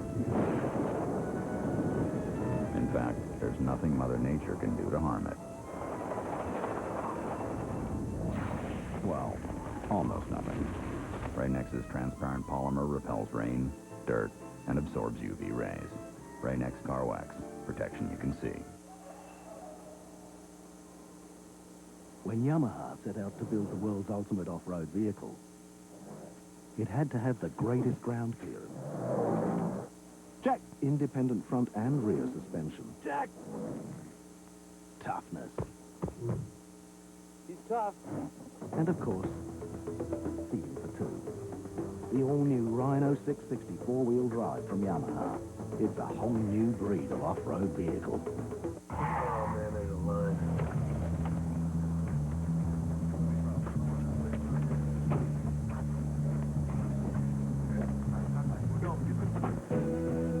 Dockers Pro Style, shirts and pants that do it all. Now, I don't want to scare anyone, but with thinning hair, you could end up looking like this. It's not a good thing. Get new V for Men thickening shampoo for up to 50% thicker looking hair for better scalp coverage. New V for Men by L'Oreal Paris. Get caught up on the day in sports starting at 11 with Sports Center. This news just went down. Then Outside the Lines nightly. The topic, steroids and drug testing. Followed by Baseball Tonight. Why not just use your bullpen? The entire day in sports, weeknights starting at 11 Eastern on ESPN.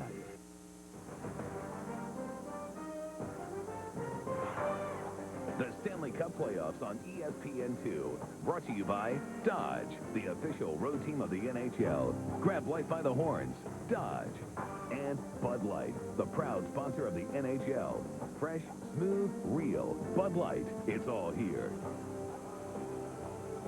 And welcome back here to Air Canada Center. And Ty Domi is the one that made the play on the Chad Kilger goal. And we got to give Ty Domi his credit. Keeping that puck in at the blue line. Thought it was 27, not 28. Right at the blue line, that puck that came within fractions of an inch of going offside. There's Marchment. It goes back to the blue line, and Ty Domi right here comes in. He's the one that whacks it.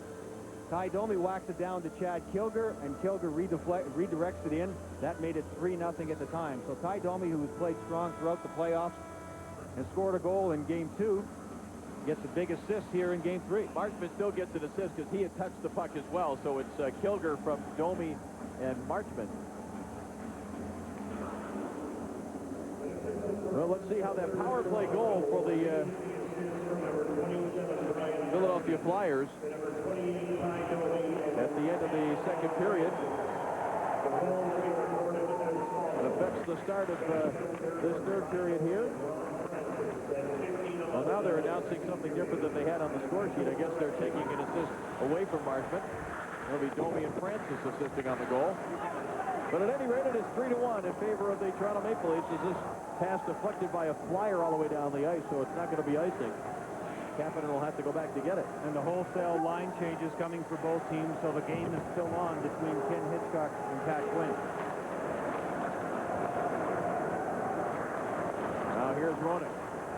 Wanted to pull up. Ken Klee able to make the good defensive play, knocked it away. And now here comes Sundin with it. Sundin into the zone. Tries to make the move to get around Amonte. And it jumps over the stick of Klee back inside the Maple Leaf zone. Caberlet has it there. Amonte's goal late in that second period, getting the Flyers back to within 2. Centering pass here. And Zhamnov was just tied up by Klee at the last second. Now it comes to Caberlet. He plays it ahead. Francis a little trouble handling the puck, gets it in now, and Esch for the Flyers tries to clear it back. Francis gets a stick on it again. Now Johnny Pitkin will chase it down. Domi, nice play to knock it out of midair and keep it in the Flyers' end. Now it comes to Recchi. Recchi able to get it to Hamzus out to center ice, and picked up by Pitkin, and 65-footer deflected up high over the glass and out of play. It doesn't really surprise me much that Brian McCabe and Brian Leach are +1 in this game. They are up all the time, playing in all situations, play against the top lines all the time, against Ottawa in the first round and against Philadelphia here. +1 in this game makes them +6 for the playoffs. That is incredible considering the amount of ice time. They both play about 29 minutes. And again, you have to make sure that you play well defensively against the top line, and then to contribute offensively is astounding that they have those types of numbers. Yeah. Here is Sharp with it now. Patrick Sharp clears it up the left side. That jumped over the stick of Fedoruk. Marchment being pursued by Fedoruk. Well, the stick may have come up. Marchment tried to let the officials know that it did, but he very smartly just kept on playing when he didn't hear a whistle.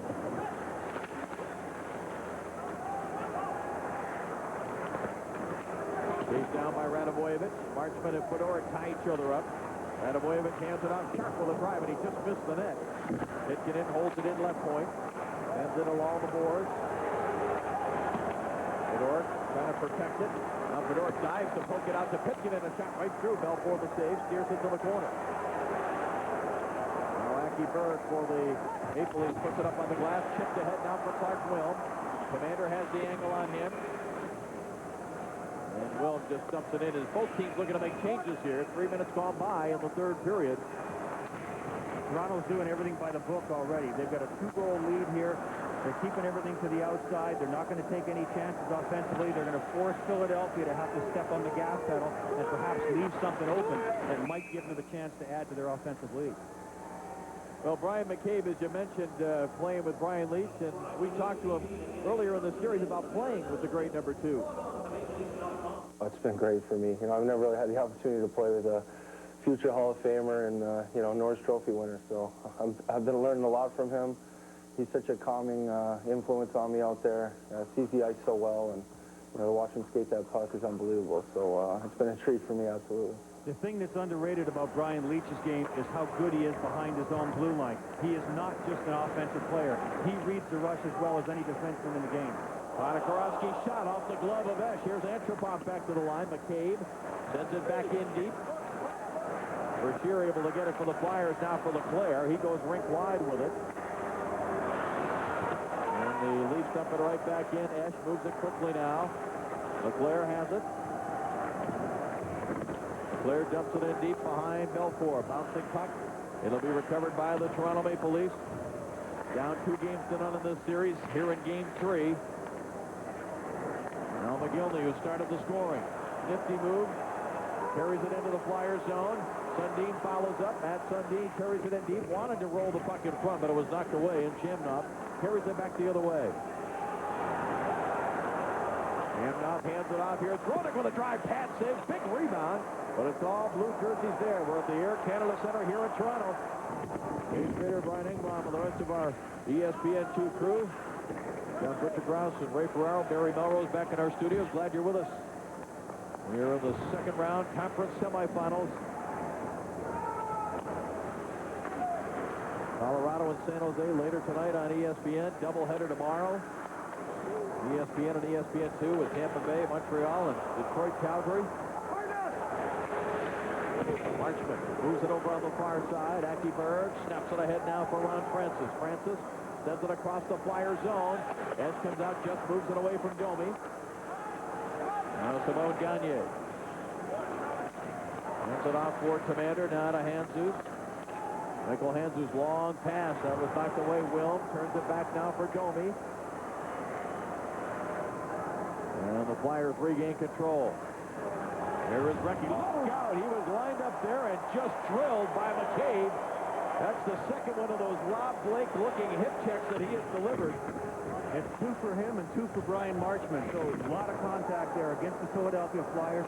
All of them have happened between the blue lines in the neutral zone. Big hit by Fedoruk on Reichel. A shot here in the glove of Belfour, and Fedoruk comes crashing toward the net, but he put on the brakes. Well, the Toronto Maple Leafs got things going, and they scored 3 straight goals to give them a lot of breathing room. The first one was by Alexander Mogilny. That was Matt Sundin sending him away with a terrific pass. One great move and in.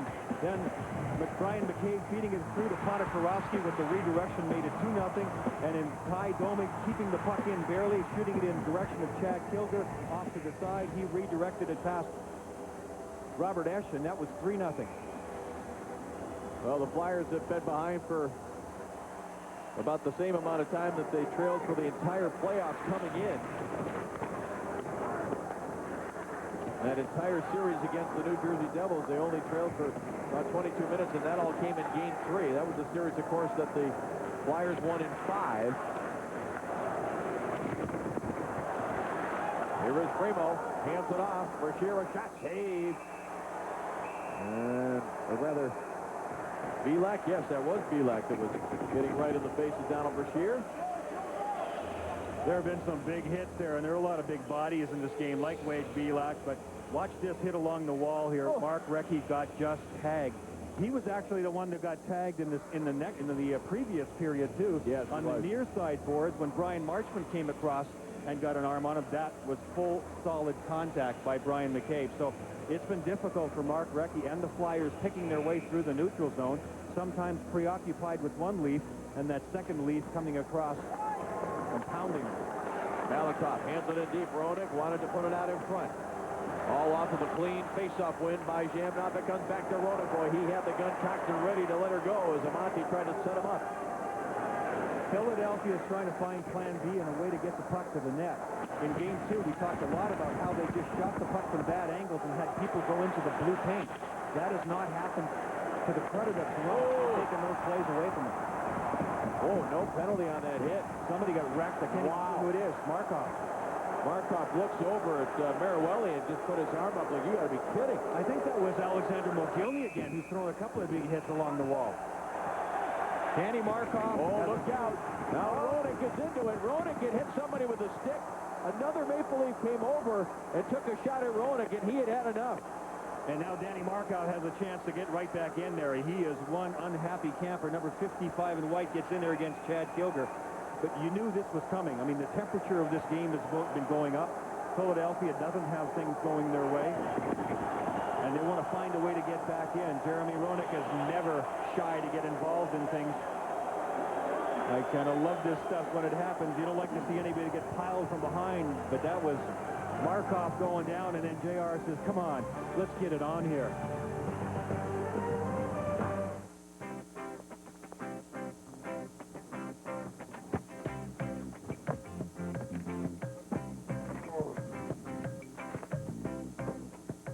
Introducing the only minivan with 2 rows of folding floor seats.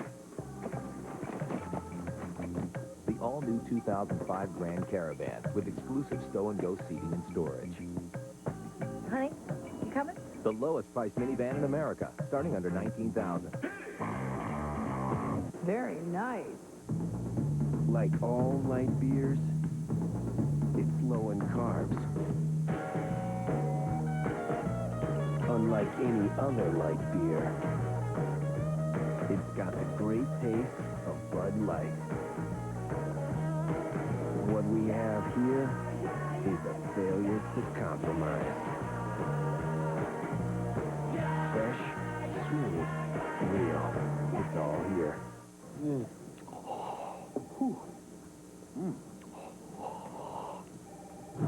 Look, The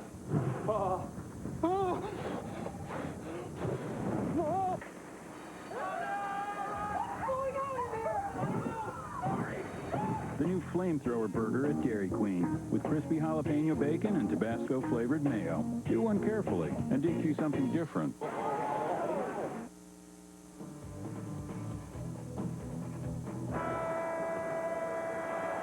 Gilney for the Toronto Maple Leafs. So two guys that you'd love to see out there in a 4-on-4 situation. Have to sit this one out, but probably a smart play there by Jeremy Roenick. I mean, they need to get something going, and JR is certainly not unaccustomed to sitting in the penalty box. He never shies away from difficult situations. And Mogilny has been a physical force. He got rocked in his very first shift of the game by Marcus Ragnarsson, and Mogilny's been in a bad mood ever since. He's hit people, and he's hit that first goal of the game. Well, you look at that second period that the Flyers just had, and after game 2, Ken Hitchcock, the Philadelphia coach, said, you don't get away with bad periods on the road like we just did in this game in our building. So he knows this is going to be a very tough hill to climb. Playing on the road, and a lead pass here to center ice, just missed connecting. That second period really came back to slap Philadelphia. Here is Simone Gagne. It's off the glove. Another chance for Gagne, but he was dumped to the ice. Another collision away from the puck. What do we got? Caberlet and Hamzus were tied up. And Marwelli's going to call something here. He may be sending them both off. I think so. He wants to get a control back on it, put a lid back on this game, because it did get fiery and feisty, and he wants him to settle down. Well, tonight on ESPN, the Stanley Cup playoffs will continue. 10 Eastern. It'll be the San Jose Sharks led by Patrick Marleau. What a playoff this kid's having. And they got a chance to sweep the Colorado Avalanche. That's tonight at 10 Eastern, the Stanley Cup playoffs on ESPN, presented by Nextel. Gary Thorne and Bill Clement. And the rest of their crew set to bring you the call. Eddie Belfour been in the league now for 16 years, and for Belfour, goaltending is an obsession. We take a look here at Caberlet and Michael Handzus and how they got all tied up. So they end up taking a couple of penalty minutes each. Things rest on the shoulders now of Belfour with a 2-goal lead.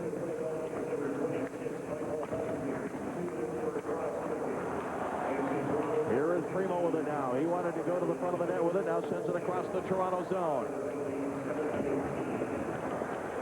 Primo comes back to try to help out Cleve. Really doing a job back there. I think that's the defenseman pitching it. Yes, they got in there deep for the Flyers. Now the puck comes loose. And the Maple Leafs looking to clear it. Antropov was challenged by Vladimir Malakoff. Now Ponikarovsky could not get control.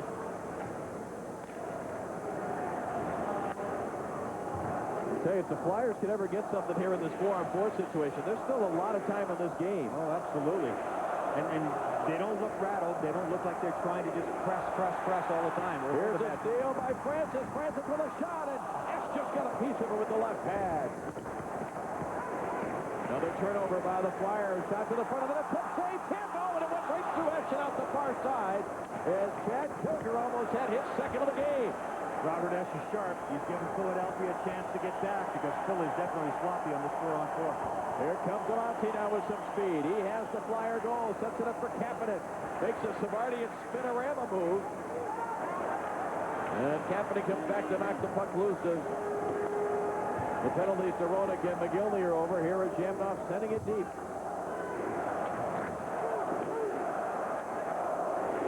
Now it comes to Robert Reichel of the Maple Leafs. Reichel drives it deep. Here is Esch taking a look. Hands it off now. Malakoff quickly for Danny Markov. Markov looks it out to center ice. Aki Berg has it there. Now for Clark Wills. Hands it off for Darcy Tucker. Snaps a shot. Esch the save, and he hangs on. Toronto trying to continue to go to the net, and Philadelphia is definitely not going to do it. This is the way it's going to be the rest of the way. The last 10 minutes with 47 seconds or longer if Philly can get back in. The 4-on-4, Zhamnov, good defense there by Toronto, and it gives a chance for Ron Francis to come in. He gets a really good shot. Excellent left leg save there by Robert Esch, and then again a turnover by good forechecking for Toronto. A heads-up play again by Brian McCabe, and Kilger was all alone in front of the net. Southwest Airlines goal cam shows you that Robert Esch did a good job of tracking the whole thing, and then he gets a little bit of luck. He makes the save off the inside of his right pad and goes right through the crease and out the other side. Good goaltending by Esch. Antropov Face-off win. McCabe a shot deflected, and it goes just wide of Esch. Here was Markov up the boards with it. Leach trying to pinch in. And Ponikarovsky came back to help out. Eddie Markov back to get it now for the Flyers. Markov center ice, drives it in over the head of Belfour. Ponikarovsky sends it in deep. Now Belak failed to get it out of there. Leclerc hit by two Toronto players. It jumps over the stick, goes McCabe, centering pass, but Leach was right there. And Brian Leach starts it back the other way. Ponikarovsky drives it in wide of the Flyers goal. Here's Belak with it. He dumped it in front. Went off the skate of Commander and Brashear and Ancherpov. There was a penalty going to be called here. Donald Brashear has been in the middle of an awful lot of things. I think Aki Berg was one of the first guys in there, number 8 for Toronto. This all happened away from the puck, so we'll have to wait and see what the call is going to be. When we come back, we'll tell you how Alex Zhamnov is a part of this day in history in the Stanley Cup playoffs. The world's fastest tap dancer, under 12. The world's fastest motorcycle race, under 32 degrees. The world's fastest bird, underwater. And now, the world's fastest office color printer, under $1,000. The Xerox Phaser 8400. 24 prints a minute in vivid Xerox color and crisp black and white. All for under $1,000. The world's fastest snack, in under a second. I wish we could still be together, but we can't. Don't worry. I'll find a good home for you. Don't you listen to them. You're not overstocked. You're definitely worth a lot more than that. No, not that. Hello. Take good care of them.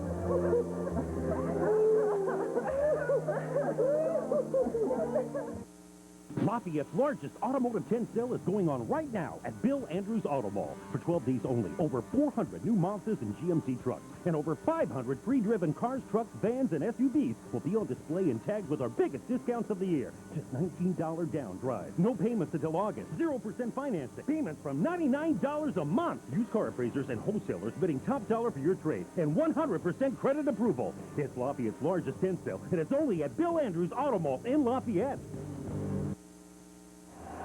Goaltending is not a job for Eddie Belfour. It's an obsession. He's a perfectionist, known to stay in the locker room and to pass till 2 o'clock in the morning, sharpening his own skates to get the perfect edge, working on his equipment. In playoff time, he's like a submarine that goes to DEFCON 5, silent running. You can't penetrate him. Eddie's in that playoff coma, and for the first time, he's got a 2-goal lead. Donald Brashear got the penalty, so the Toronto Maple Leafs, for just the second time in this game, have a power play opportunity. And we've just passed the halfway mark of the third period. And that play well offside. Well, we told you that Alex Zhamnov's a part of this day in Stanley Cup playoff history. Let's take you back to this date in 1996. And Brian, you're familiar with the Winnipeg Arena. Played a little junior hockey there myself. Last game that was ever played by the Winnipeg Jets in the Winnipeg Arena against the Detroit Red Wings. That's Keith Primo putting it in the open net. Steve Eisenman, Bob Airy. The Jets played their final home game. In Winnipeg history, the franchise would move the following season to Phoenix. Leach sends it across now on the far side, McGillney. McGillney sends it down now to Roberts. Roberts back out to the line, McCabe. Back to Gary Roberts, sends it in deep, McGillney. Patience by the Leafs on those power plays. They work it on the outside. Now it comes to Leach. He drives the shot that was blocked. Holds it in now for Sundin. Puts it to the front. That's the save on McGillney. Centering pass. And oh, look, what's the call going to be here? Roberts ended up making contact with Esch. Oh, yeah, he got contacted, but good. Gary Roberts got cross-checked from behind, which is why Danny Markov went to the penalty bench.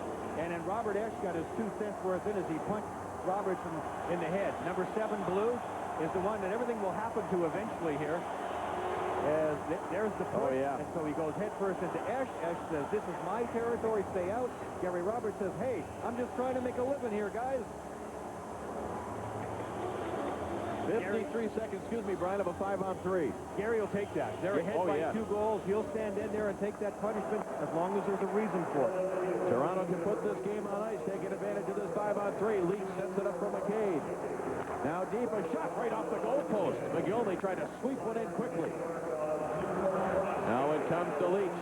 Another penalty coming. Leach with a drive save. Rebound is who is hurt down in the corner. McGillney is in a lot of pain down there. That was away from the puck, and I didn't see what happened.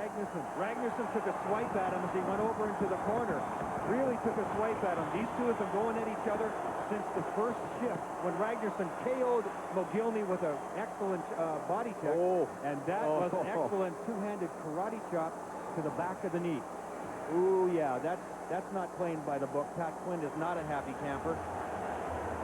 Alexander McGillney missed more than half the season this year with a bad hip. He had hip surgery. Is still really just rounding into form. He took a terrific shot there, Dave, on that bad angle that was right on target. That Esch had to make a save on. I mean, not too many guys ever even think about taking that shot. It would have gone in, except for a great save. McGillney and Ragnarsson going at it this whole game. This won't stop here. Well, now when the for sure penalty ends, he can't come out of the box. Here is Leach setting it up. Score! Darcy Tucker. 4-1 Leach.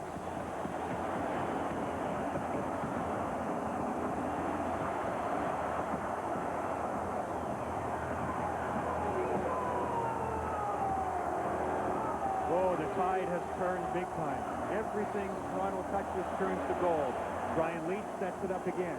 Leach directing traffic as he does so well. Tucker is open with his stick down in the middle, gets it and shoots it all in one motion, and also gets some help. I'm not sure if Ron Francis touched it or if it just goes off the skate of Malakoff in front, but it went right inside the post on the short side. I think it went off that right skate of Malakoff, and I think Tucker will get credit for the goal. That's what I mean. Perfect touch, everything going right for the Leafs. And it remains a 5-on-3. Leach and McCabe getting the assist. Here's McCabe on the far side. Darcy Tucker's first goal of these playoffs, his first point of the playoffs. McCabe with a drive. Esch got the tip of the glove on that. Now it comes to Leach. Back on the far side to McCabe. McCabe winds up, drives a shot, save made by Esch, and the puck is cleared down the ice. This reminds me a little bit of the situation that Calgary ran into in Game 2 with their series against Detroit. Philadelphia's running around. Now you're giving Toronto a chance to work things out on their power play and get some confidence. That's an excellent analogy, and that's true. Philadelphia should not let this Toronto power play work too much and work themselves out of the coma that they've been in and only give them more momentum for the rest of the series. McCabe a one-timer. Esch was ready for it. He had himself in position. Still 35 seconds of a 5-on-3. Leach goes to McCabe. McCabe sends it across for Sundin. Sundin very calm with it. It comes to McCabe. One-timer is blocked. Leach will hold it in. Leach sends it deep. Pitkin gets a stick on it. Francis goes back to McCabe. McCabe to Leach. 15 seconds left in the 5-on-3. Sundin, goal mouth pass. They try to go back to Sundin. He'll send it out to the line. Leach has it.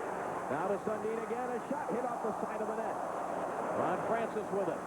Battling there, gets it out to McCabe, sends it in deep. Here is Roberts. Roberts with a shot, Esch the save, puck up in the air, knocked down, and it comes to Markov, who's out of the box.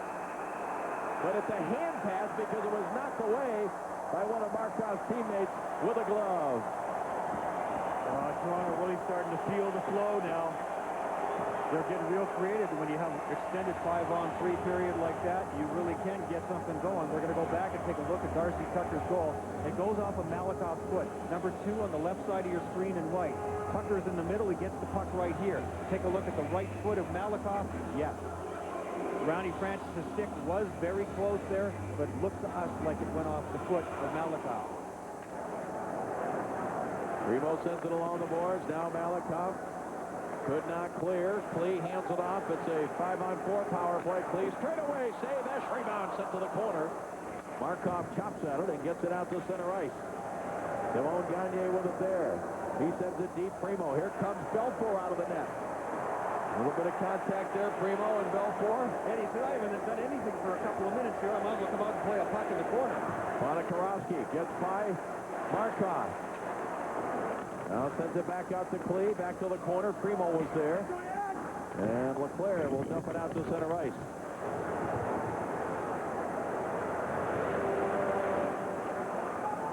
Under 6 minutes to go. The Leafs with 2 power play goals. Now Malakoff hands it off on the far side. Commander.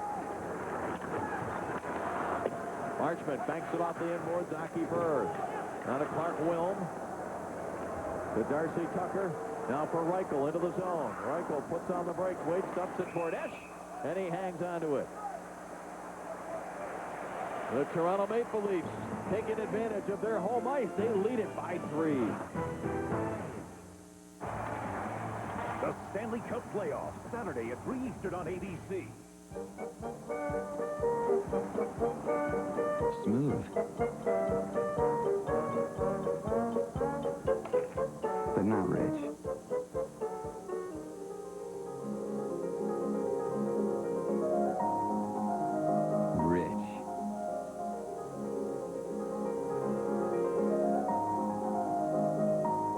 Not smooth. Michelob Amber Bach. Rich and smooth. Do the impression of the foreman. Dad, do it. Come on, man. Morning, ladies. Thanks for showing up. If you don't work, get out of my sight. Pick these things up. Get them out of here. You, put them down. What did I say? Up, down, for Pete's sake. You're driving me up a wall we ain't even built yet. Introducing the powerful Ram Cummins 600. It's right behind me. It's amazing how 600 foot-pounds of class-dominating torque can really sneak up on you. Grab 0% APR financing or a $2,500 cash allowance, plus our 770 powertrain limited warranty on Ram Heavy Duty. Get into Taco Bell for the cheesy gordita crunch. Warm flatbread covered in 3 melted cheeses, wrapped around a crunchy taco and topped with a zesty pepper jack sauce. Oh, cheesy. I like cheesy. To get crunchy, chewy, cheesy, and melty, think outside the box.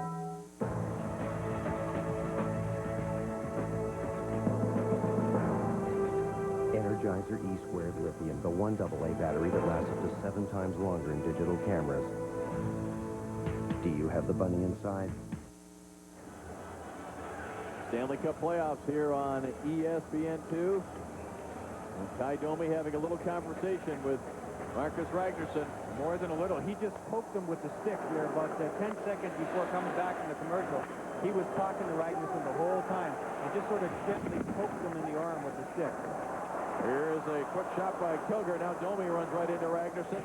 Domi wants to set up in front of the net and do some battle with number 28 of the Flyers, but the puck controlled now by Philadelphia. Here is Ragnarsson. Sends it ahead. Amonte puts on the brakes. Tries to hand it off to the trailer Zhamnov, but the Leafs are there to clear. Marcus Ragnarsson is a gritty guy, but you don't want Ty Domi on your tail for the entire rest of the game, and who knows, maybe for the rest of the series, protecting his guy, Alexander Mogilny. Now here is Kapanen. Nearly turned it over in front of Esch, but the puck is poked out of harm's way for the Philadelphia Flyers as Ronick sends it across now. And Ragnarsson will drive it right in on Belfour. He didn't bite on that fake. And Darcy Tucker dumps it back now into the Flyers' zone. 4.5 remaining here in the third period. Maple Leafs on the verge of getting right back in this series. They will trail 2-1 with Game 4 right back here on Friday night. Patrick Sharp to the front of the net. Belfour was ready for that. Shot by Markov.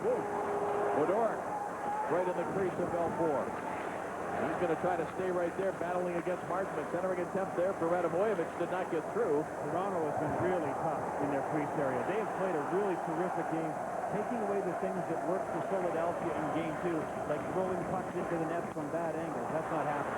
Here is Sunday, backhand shot, and it did not get all the way through. And Esch pushing it, Wade Belak. We're going to have some stuff happen here in the last 3 minutes and 45 seconds of this one way or another. That's the great thing about series. Things just, they continue from one game on. We talked about the fact that both teams felt it was almost like the start of the series now. They played Game 1, 2 days off. Game 2, 2 days off. Too much time in between. Now the series is just rekindled now. The last time it took 7 days to play the first 3 games of a series was twice in 1999 as this shot deflected in just wide of Esch. And ironically, one of those series was Colorado and Dallas when Ken Hitchcock was the coach of the Dallas Stars. And he's not enjoying this one because he thought it gave an advantage back to a very tired Toronto team. But it is what it is. That's the modern NHL. There are a lot of things, a lot of conflict, and you don't just automatically play every other day like you used to, so therefore you don't automatically get rewarded for finishing your series early in 5 games like the Philadelphia Flyers did. Well, a battle in front of the benches, and Leclerc digs it out for the Flyers and sends it in. Belfour, who quickly swoops it up the right side. Domi. Checked by Leclerc. Leclerc knocks the puck away and dumps it right back deep into the Maple Leaf zone. Now Aki Berg, the defenseman for Toronto. Plays it ahead, Koger. Lead pass for Domi. Foot race against Pitkanen.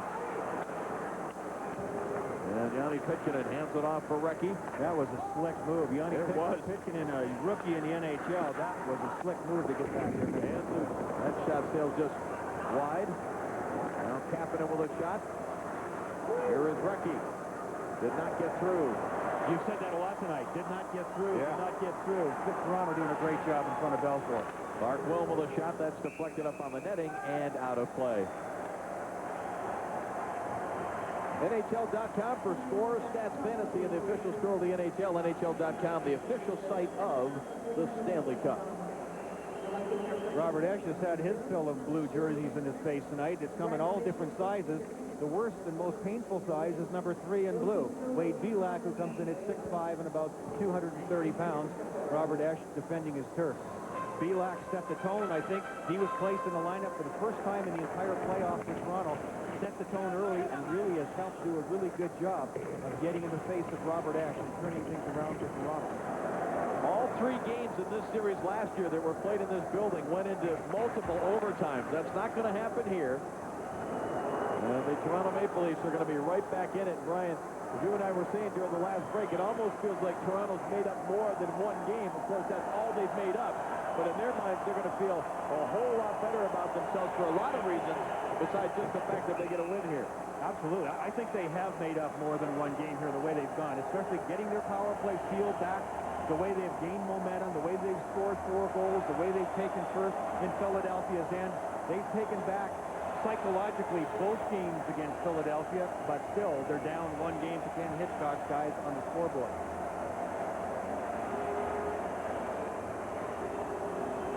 Most of the crowd standing here, waving Toronto Maple Leaf flags and banners, pennants.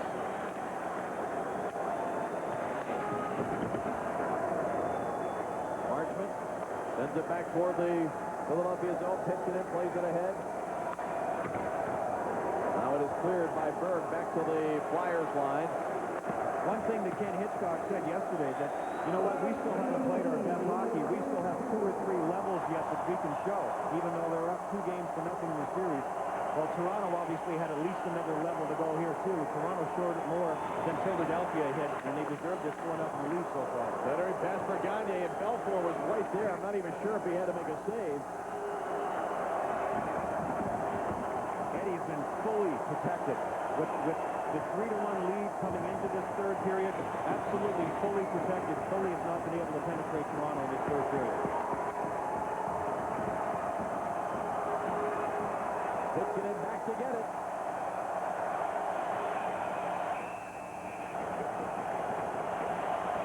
I'm not sure what the whistle's about here. There are 6 Philadelphia Flyers on the ice, and you're only allowed to have that if your goalie is pulled. Yeah. So there's going to be too many men on the ice for the Philadelphia Flyers. That's the kind of game it's been for them. They feel like they need an extra guy out there. And, I mean, there were 6 guys skating around out there. So you can see the Flyers are not real sharp here. Either their players weren't yelling or maybe they just couldn't make themselves heard. So there were 6 guys skating around. It wasn't like a close call at the end. Too many men on the ice. Donald Brashear will serve it. Just delay the celebration of this crowd here at the Air Canada Center in Toronto. It guarantees that we'll have at least a Game 5 in this series. Another penalty coming. And this one's going to go against Toronto. They may not even have time to call it as the final seconds ticking off the clock. But it is touched with 1.8, and that means that the call will be made. Well, now they ran the clock down. Alexander Mogilny went to the penalty box now. They called it. It's down to 0.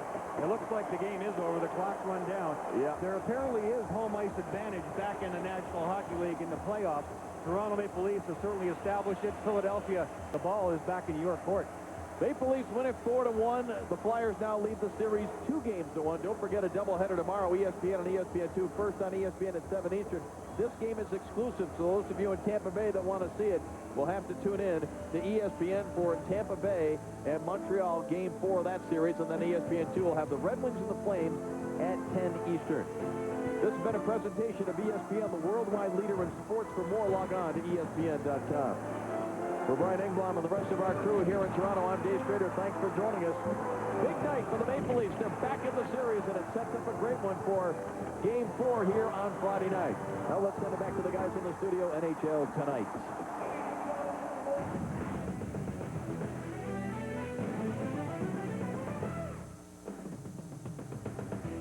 Oh, we'll have 2 NHL Tonight. One right now up until 10 o'clock. ESPN will have, of course, the Sharks and Avs Game 4. Then over on ESPN, here on ESPN2 later at 12:30, another edition of NHL Tonight. Okay, boys, a Game 3 win for the Maple Leafs. Has the series changed? Yeah, it's changed, but it's still Philadelphia's favorite. Don't forget, Nieuwendyke's hurt. Owen Nolan's still out. They don't have their whole team back, but Toronto played a gutsy game tonight. They played with a lot of heart and passion, as I said. I've loved this team all year long.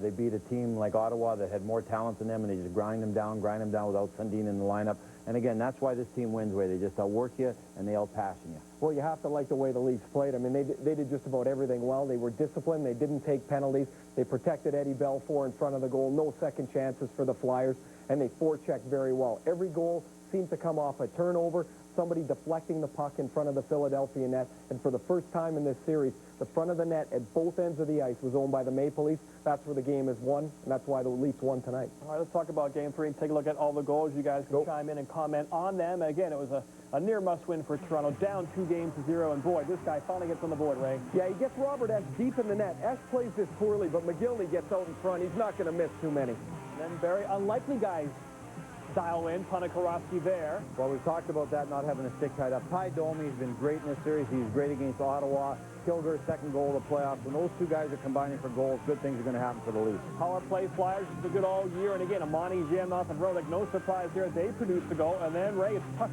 5-on-3. Tucker shoots and hits Malakoff's foot and goes in. When things go well, they really go well. But you're right, the unlikely guys, Ponikarovsky, Kilger, and Tucker with his first, give the Leafs a big boost. Game 4 here on ESPN2 on Friday. And this series has been very spread out, Barry. And I think Ken Hitchcock, of course, who was whining a bit about the schedule, I think he does have a point, though. Sure, he's got a point. For the Leafs to go 7 games against a very good, young, energetic Ottawa team, and then have 2 days off, and before both games, 2 and 3, that's a big advantage. It's supposed to be an advantage to take care of business in the NHL, and that's why you do it. You want to get the series over as short as possible to rest your guys, and you hope the team you're playing against goes 7 games in a real physical series. Toronto goes 7 games in a real physical, emotional series, and then they get a rest before they play Philadelphia, and they get a rest before the next game. That is not the way the system's supposed to work. So, yes, Toronto got a huge advantage. They're down 2-1, but it could easily have been 3-0, because Toronto could easily had more injuries. They had to play back-to-back like they're supposed to. And it looks like they got a chance to get Nieuwendyk back now for Game 4, because he skated today, which Pat Quinn said, well, that's obviously an upgrade. He was on the training table before. Nieuwendyk comes back, all of a sudden you got a pretty healthy Leafs team. And the way the series is spread out, well, there's other things going on in the buildings. It's a bad break for the Flyers. But as Brian Engblom said at the end of the game, it is what it is, and you have to deal with it. We're going to talk to Ty Domi. We'll go back to Toronto in a second, hear from Ty Domi. He'll talk to Dave Strader and Brian Engblom. Okay, Toronto has played 5 games at home, 5 games on the road. 6 goals on the road, 13 at home. What's the difference? They're a bunch of homers, John. We've known that all year long. Not really. I think Toronto can win in any building. That, as I said, character, heart, passion, all the things I just stress over and over again. But the Maple Leaf Gardens, if you've never been there, is an unbelievable place to play. The Toronto fans think the sun rises and sets on Toronto. They think it's the greatest hockey town in the world. They think it's the greatest city in the world, and they're backing the Leafs 100%. They think this team can win the Stanley Cup race. Oh, well, they've thought that since 1967. They've had the parade route planned for 35 years. They didn't think it the years I was there. That's a pretty good point. They looked out at what was there, and they said there's no chance here. No, but they're a good team at home. They skate, they shoot the puck, and they've gotten to the front of that. They seem to play with much more confidence and Barry's favorite, passion. They seem to do more of it at home. Again, we'll go out to Toronto in a second and hear from Ty Domi as he talks to Brian and Dave. But first, let's move on to Game 2 of our two-network doubleheader tonight. It's Game 4 between the Avalanche and the Sharks, coming up at 10 Eastern Time, exclusively on ESPN, Barry. And again, you talk about throughout the night. That's been your theme, really, is my lifelong theme. It's about heart, especially when you're down, when your back's to the wall. You have to show some heart. If you're a coach and you can get your team to outwork the other team 98% of the time, you're going to win most of those games. I believe that. And Toronto is a good example of that. The teams that are playing well right now are outworking the other teams. It's not only about X's and O's and power plays. Yes, of course, those things matter. But the reason Colorado's down 3-0 is not because the X's and O's aren't working and the systems aren't working. They're getting outworked by the San Jose Sharks. They're getting outfought by the San Jose Sharks. The players on Colorado are getting chances, and the right guys are getting chances. Jesus getting chances. Great shot there. Forsberg makes a great pass. Forsberg, still the best player in the world as far as I'm concerned, but he's getting chances to score. And Joe Sakic, Conn Smythe winner, is getting chances to score. These guys aren't putting the puck in the net.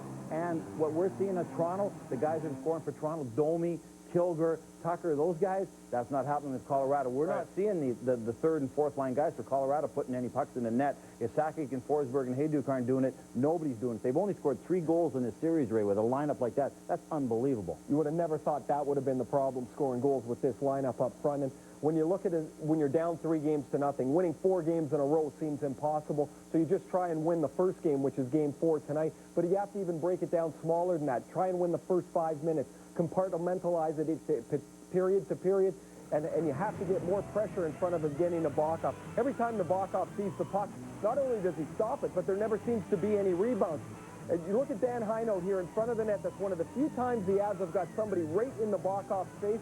He's not able to grab the puck and freeze it. You've got to get people in front of him, and if you can't get people in front of him, you've got to get to the side of Nabokov. Try and make him move around the crease, because when he's square to the shooter, he's shown outside of Nikolai Habibulin, there hasn't been anyone better in the playoffs. Yeah, Blake, Gratton, Solani, nothing. No goals yet. No, just 3 goals. That team, 3 goals.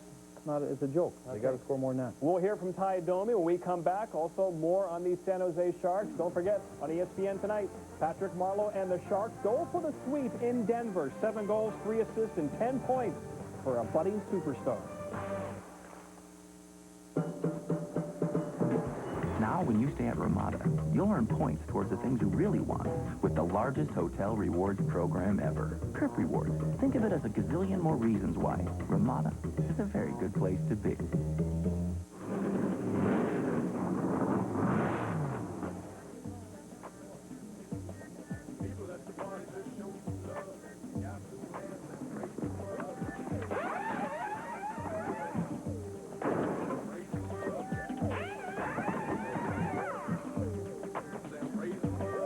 Drink intelligently.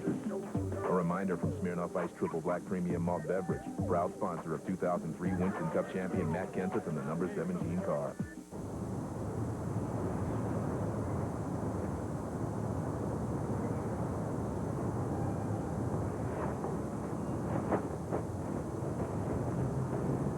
Introducing the totally redesigned Kia Spectra. The only car in its class with 6 airbags, a 10-year warranty, and at around $13,000, it's a car you can afford to love. The all-new Kia Spectra.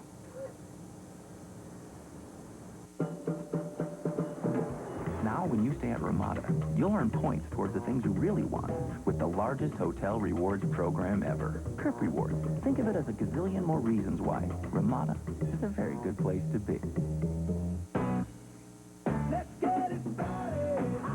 NBA playoffs enter crunch time with a doubleheader of pivotal Game 5s on ESPN. First, with the series now locked in 2, the Hornets head back to Miami to take on the Heat. Then, KG has the Timberwolves poised to win their first playoff series ever as they try to close out Carmelo and the Nuggets. Hornets Heat and Nuggets Timberwolves, a playoff doubleheader, Friday at 7 on ESPN. Welcome back. John Butchergrass, Barry Melrose, and Ray Ferraro. It's NHL tonight. One of 2 shows tonight. Also on ESPN2 later tonight, 12:30. 2 paychecks. It's unbelievable. Not bad. Good living. Maple Leafs are winners in Game 3, 4-1. Entering this game, Ty Domi had more goals than Matt Sundin still does. Alexander McGillney no longer does. Both have 2. Barry's been saying more ice time for Ty. Well, here's some more TV time. He talks to Dave Strader and Brian Engblom after the Leaf win. Well, the Maple Leafs win this game. They get to within 2-1 in the series. We're joined by Ty Domi, and Brian and I were saying up here, Ty, the way this game went, it's almost like you made up more than just one game in the series. Does it feel that way psychologically, the way you guys played tonight? Well, we thought, you know, we came a little short, and really, out of both games, really, and we just tried to stay out of penalty box. And, you know, last game they got a couple power play goals, and, you know, they're pretty potent on the power play. You give those guys a little confidence with the puck, you know, on the power play, and they get things going. So we tried to, you know, stay out of the box as much as we can. And, you know, when you take those physical ones and finishing your hits, we don't mind those. But it's those hook and hold ones that kill you all the time, and they sting you and they end up scoring. But, you know, when Berg took, it's a hard hit, and he said he couldn't hear the whistles. It was really loud out there, and it's nice to be back home. And it's nice to see guys feel comfortable back at home, and hopefully we get some momentum going here. It was a heck of a play that you made at the blue line to keep the puck in. Did you see Kilger on the side of the net, or were you just busy trying to keep the puck in the zone? No, I seen Chad down low. I just tried to get it as close to the net as I can. That's what we're trying to do, is get the puck more at the net, and it hit their defenseman, and Chad made a nice hit. But Ronnie kind of batted down a little bit and kept it in, and I just tried to get it in there, you know, towards the net. Well, that first replay we showed was your goal from Game 2, but obviously Coach Quinn is trying to get you on the ice a little bit more, Ty. I mean, earlier in your career, you were involved in a lot of physical things, dropping the gloves and whatnot, but you're becoming a pretty good offensive force for this Toronto team.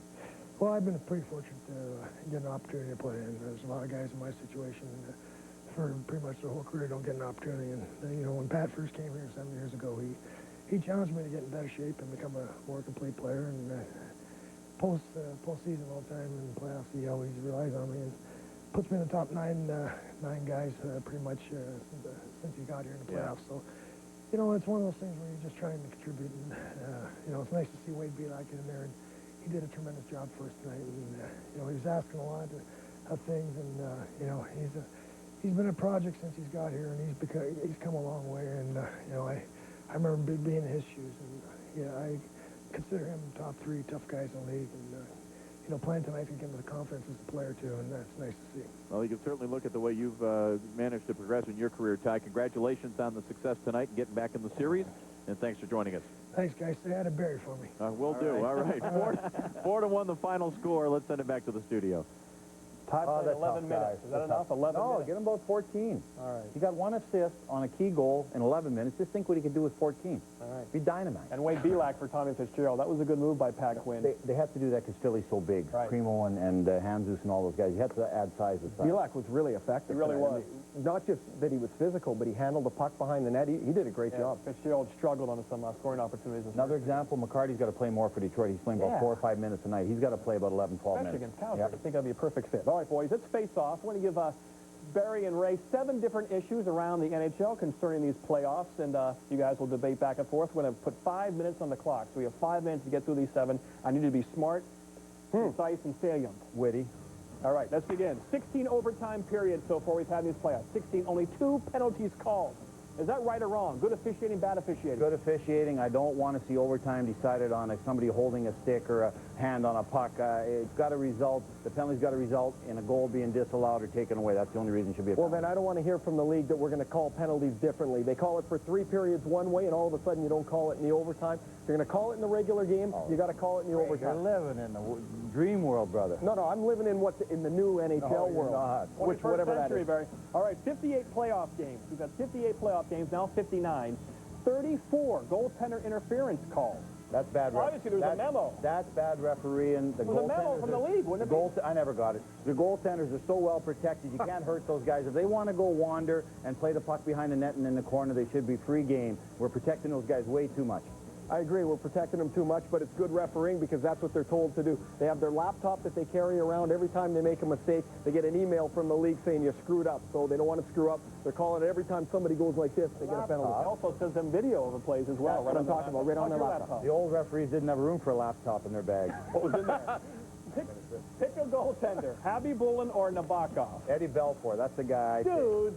You can't on a game show go off the board. This isn't Joker's Wild. Habibulin. He's on fire right now. He's the hottest goaltender in the NHL. His numbers back that up. But I'll still take Eddie Belfour in 1 game series. Yeah, I'll take Patrick Waugh. Oh, he's retired. I'll take Evgeny Nabokov because I think if there's a goaltender that can lose his form more and quicker, it's Javi Bulin. I think Nabokov's very steady. Ray, he could lose his form and still keep his goals against under one. Martin St. Louis, likely MVP during the regular season, having a good postseason. Does it actually help him to be small? Is that an advantage in any way out there, outside of his speed? No, don't count his speed. No advantage to be small on anything, John. You should know that. I do. I'm just... He's brave, he's tough, he's courageous. He plays with courage. He goes in traffic areas. With his speed, he's able to play with a small size. He's very, very strong. First time tonight, you got something right. You're right. Being small, trust me, is no advantage. You got to run into guys that are 6'5", that can skate now. But St. Louis does it because he's got heart. A lot of big guys don't have heart. A lot of small guys don't have heart. St. Louis separates himself because he's got courage. 4 down, 4 to go. You guys are right on time, doing wonderfully. Friction between a coach and a star player. Who wins? Depends what your general manager is. If you got a good general manager, he stands behind his coach, like they did in Tampa Bay with John Tortorelli and LeCavalier. They've made LeCavalier a 100% better player. If the general manager's weak, he stands behind the star player and the coach is gone. Yeah, I've seen it in both ways. You're right, Tortorella and LeCavalier. LeCavalier was complaining about his ice time. Tortorella said, too bad, this is the way it has to be. LeCavalier eventually came around. And I played with Mark Messier in a couple of different places, and Mark Messier made a lot of the decisions, and he's the player, not the coach. All right, Stanley Cup. Of course, the West has dominated. East or West? Which conference do you think will carry that cup when it's all said and done? You know, I think it's going to be the East. I like the Eastern teams, all 4 of them, the way they play, the depth of their team, the goaltending of the team, the styles of the team, how hard they play. I think it's going to be an East this year. Barry, we talked about last night how there's a slight changing of the guard. Some of the other teams are starting to be better than some of the established teams, and I think it's a change this year as well. I like the Eastern Conference. They're deeper, they're bigger, and I think when they get into that final series, it's going to make a difference. 2004 or done for what teams?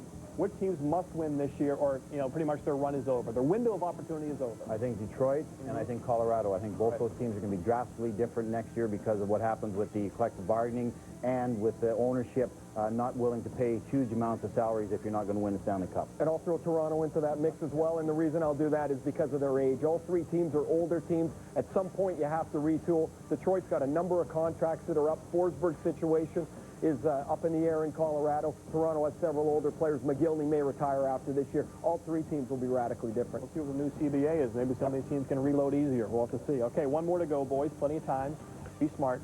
Coach left on the hot seat. Right now, as you look around the teams left, we have 8 teams left in these Stanley Cup playoffs. What coach you think, if he doesn't move at least to the next series, could be gone? I think there's 2 coaches in this situation. I think one is my buddy Tony Granato, and I think the other is my buddy Dave Lewis. I think both these guys, with the salaries and the talent of their teams, I think both of them have to get to Stanley Cup finals to keep their jobs. After last year's disappointments in the playoffs as well, those guys maybe moved to the front of the pack as being under the microscope. Also, Pat Quinn's in the last year of his deal. He wasn't selected by John Ferguson to be the John Ferguson's the general manager. He did not select Pat Quinn. He had an existing contract. It'll be interesting to see if the Leafs don't go deep, if John Ferguson will bring Pat Quinn back. Daryl Sutter's done a great job, but he's intimated he'd like to go up to the GM position full time. And if he goes to the GM position, Jim Playfair, who is Daryl Sutter's guy, he brought him in to be the assistant coach. He will be the head coach in Calgary. Every coach wants to be a GM for a while because GMs last so much longer. You can do bad and still keep your job for 5 or 6 years. Time's up, boys. Great job. Great job. Great questions, John. You've never Thank been you very much. I worked all day on those. That was my idea at the meeting today.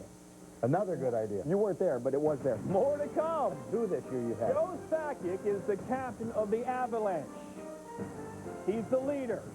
And when times are tough, Joe usually comes through on the ice, is what I'm trying to say. More hockey talk after this. No thanks.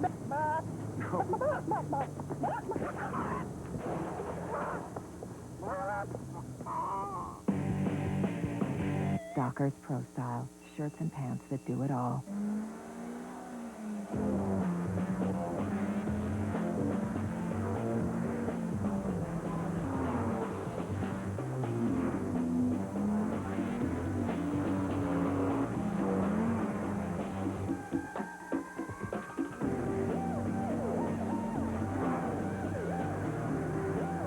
If only the world were as race-inspired.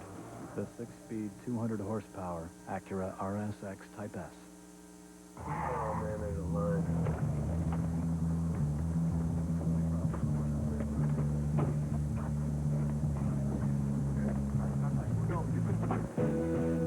Dockers Pro Style. Shirts and pants that do it all. 6, 7, 8, 9. There's an online game with weekly prizes from Sears Ultimate Lawn Gear and a grand prize trip to ESPN Studios to watch baseball tonight. 990. Just log on to ESPN.com/contests to play the Great Ground Screw Caper. It's perfect for those who love baseball and gardening. Especially baseball. Catch baseball tonight all season long on ESPN. With Shop Lafayette, you can take new customers into your store every day. You'll have 2 full minutes to demonstrate your product and show everyone what makes your business unique and special. Just call me, Dana Sizemore, and you'll be on your way to showcasing your business on Shop Lafayette. Get your business on the air on Shop Lafayette at least 5 times a day, 7 days a week, only on Inside Cable Channel 16. Where can you find great stores and great merchandise? Where can you find great places to eat and meet your friends? It's all downtown, of course. Inside and the Downtown Business Center bring you It's All Downtown on Inside Channel 16. Shops, restaurants, hotels. It's all downtown. Watch It's All Downtown. The show can be seen every day at midnight, 9 a.m., 2 p.m., and most days at 7 p.m. Over on ESPN, and 8 minutes from now, it is Game 4 between Colorado and San Jose. The Avs must win, or they go home. Gary Thorne and Bill Clement will have the call. John, thanks very much. For the Avalanche, an unusual situation, obviously, and a must-win. They're not used to being there with the talent they've had on this team. And Bill David Avisher, this entire season, and even before it started, had to contend with the Patrick Waugh thing. And he's going to have to contend with it again here as we go into a must-win situation. The spotlight is obviously shining as brightly on David Avisher as it ever has in his career. Everybody is very quick to forget that he outdueled Marty Turco in the Dallas series. He's already won a playoff round. The fact remains, he must be superhuman to give Colorado a chance in this series. And besides that, he could use a little bit of offensive support up front. The margin for error for David Avisher has been nil, especially in Game 3 when his team, even at home, couldn't even score 1 goal. He had 1 goal banking off his back. That was it. I mean, for David Avisher, yes, the spotlight's shining on him because of the position that he plays. A little bit of offensive help would go a long way. The numbers have not been good for him in this series. He's had a .360 goals against and a save percentage of .842 in this series. That's not good. The other side of it, for San Jose, the longest playoff win streak they have ever had, 5 games, and Nabokov has won them all with big numbers. He's been really good. Without question, he has been the better of the 2 goalies, Avisher and Nabokov. He is in the zone, and that is why, if you look back a lot of the saves that he made, he was able to see them. Now, the Avalanche are finally admitting that if Evgeny Nabokov can see the puck, he will save it. On that particular sequence, there was at least somebody in front looking for a screen. The Avs know they can't get by with their talent anymore. Obviously, there's no margin for error for them. They're down 3-0 in the series. They have to take sight lines away. And look at the goals that are being scored in the league from behind the goal line, banking it in off goalie skates. That's how Colorado is going to have to play. They have to do this mental shift. Forget that they're talented, score real ugly goals. We talk about your star players having to rise to the occasion. Well, Vinny Damphousse has played more playoff games than any other Shark. He is also their highest paid player. Well, he has gotten it done. Getting it done. And this is a guy that in the regular season was demoted to a 4th line position. Now he's the left side guy, and he's done it from behind the net more than once. This was in March against Calgary with Mika Kiprasov in goal. Damphousse scored from behind the goal line. He said that it crossed his mind on this play in Game 3 when he was behind David Avisher. He remembered back to that March goal that he scored against Calgary and said, hey, it worked once. I think I'm going to try something magical again. And he hit pay dirt in Game 3. So it's a little plays like that. That's what I was talking about. Never assume you're out of the play. Just get it to the net somehow. Well, for the Colorado Avalanche, it is tonight or it is home. They've got to win this game to keep this series alive. In Game 3, they came out, stormed for 10 minutes, but the Sharks stood up to it. And in the end, that goal off the back won it, John. Thank you, boys. Now, Ray, we see how Toronto responds when you have to win. They can go physical. Yeah. Colorado's not really built that way. So what do they do? No, their physical guys have to try and be physical, I guess. And that's, Barnaby's really had a very good series. But they've got not much out of Gratton, who came over in a trade right at the deadline. And if Rob Blake can't play, they're going to play Kurt Sauer on defense. Sauer's a big physical guy. They have to try and be as physical as they can, but they're a puck possession team. They have to play with the puck, play with confidence. Move the puck to the front of the net and get people there. You don't have to be the biggest guy to get there. You just have to want to get there. And, Barry, you've talked about that. You have to want to get there. You have to want to get there. You know what? I watch Colorado play, and then you watch Toronto play tonight, and you watch Calgary play, and you watch these other teams play. There's just no energy in the Colorado game. They've never become, except for 2 games against Dallas, they've never become the team that we envisioned when they got all these star players together this summer. Added Kriya, added Solani, made the deals. They looked like it at the deadline for a little bit, but Grattan hasn't been the Grattan that we remember, the big physical center who win physical battles. Barnaby at times has been the agitator. Heino's been the agitator. But you watch Calgary play, it's just everybody hit, win physical battles. Toronto tonight, hit, win physical battles. We haven't seen Colorado do that in this series, and basically for most of the year. I wonder if they're built that way, and that would be the GM call. I don't think they are built that way. All right, well, Peter Forsberg has to stay out of the penalty box.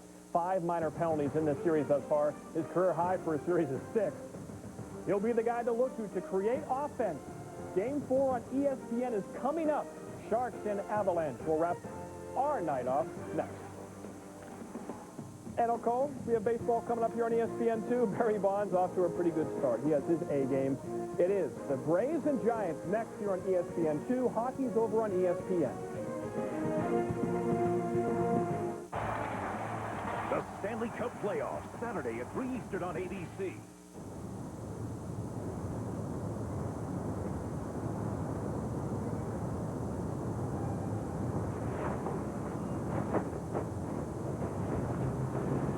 Introducing the totally redesigned Kia Spectra. The only car in its class with 6 airbags, a 10-year warranty, and at around $13,000, it's a car you can afford to love. The all-new Kia Spectra. See that? That's the best chicken sandwich there is. They have these inside? Here? No, you have to go to Wendy's across the street. That's Wendy's new homestyle chicken sandwich. Are you with Wendy's? Well, unofficially. It has a special new blend of seasonings and a creamy, tangy sauce. Wow, this is good. I can't believe this place would let Wendy's do this here. Hey, I'm calling the cops. My work here is done.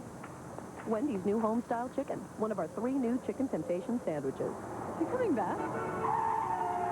And our pickup window's open till midnight or later.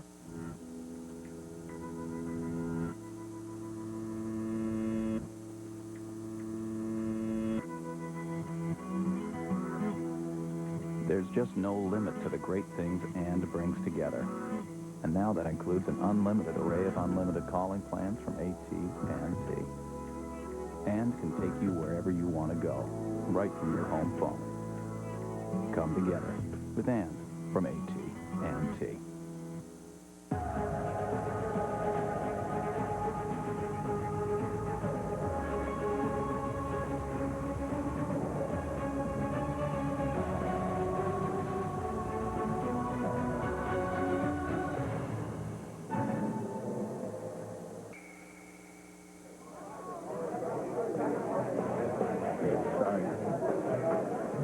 When you care more about beer, Samuel Adams, always a good decision.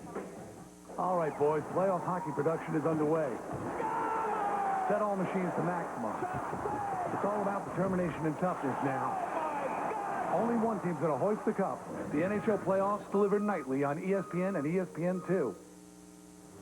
Here's your lineup tomorrow. ESPN has Game 4. The Lightning go for the sweep. ESPN2 has the Red Wings and Flames. The Wings are down 2-1. That's your hockey action tomorrow. And here is the lineup, the great 8 that remain. Let's start with you, Barry, and focus on the Lightning. Red Wings got the Lightning. Yeah. Sorry. Talk about the Red Wings. Okay. The Red Wings got to play their tough guys more, John, because they're getting pushed around by Calgary. Get McCarty on the ice more. Get Big Fisher back there. Get those guys out there at Holmstrom. Play those guys more so they can go nose-to-nose with Calgary. How about the Lightning? They go for the sweep, Ray. Well, they have to play a lot better than they did in Game 3. They know they got lucky and that they stole one late against Montreal. They win it on a lucky goal in overtime. They have to play much better, in particular, in the first period. So here's the deal. We have baseball next year on ESPN2, Braves and Giants. Then after that game, it's NHL tonight. But first, Game 4 for hockey fans. It is the Avalanche and the Sharks over on ESPN. So we'll see you later on ESPN2. Hockey fans, head over ESPN for the Avalanche and the Sharks. For Chicken Parm and Ray, I'm John. Enjoy the night.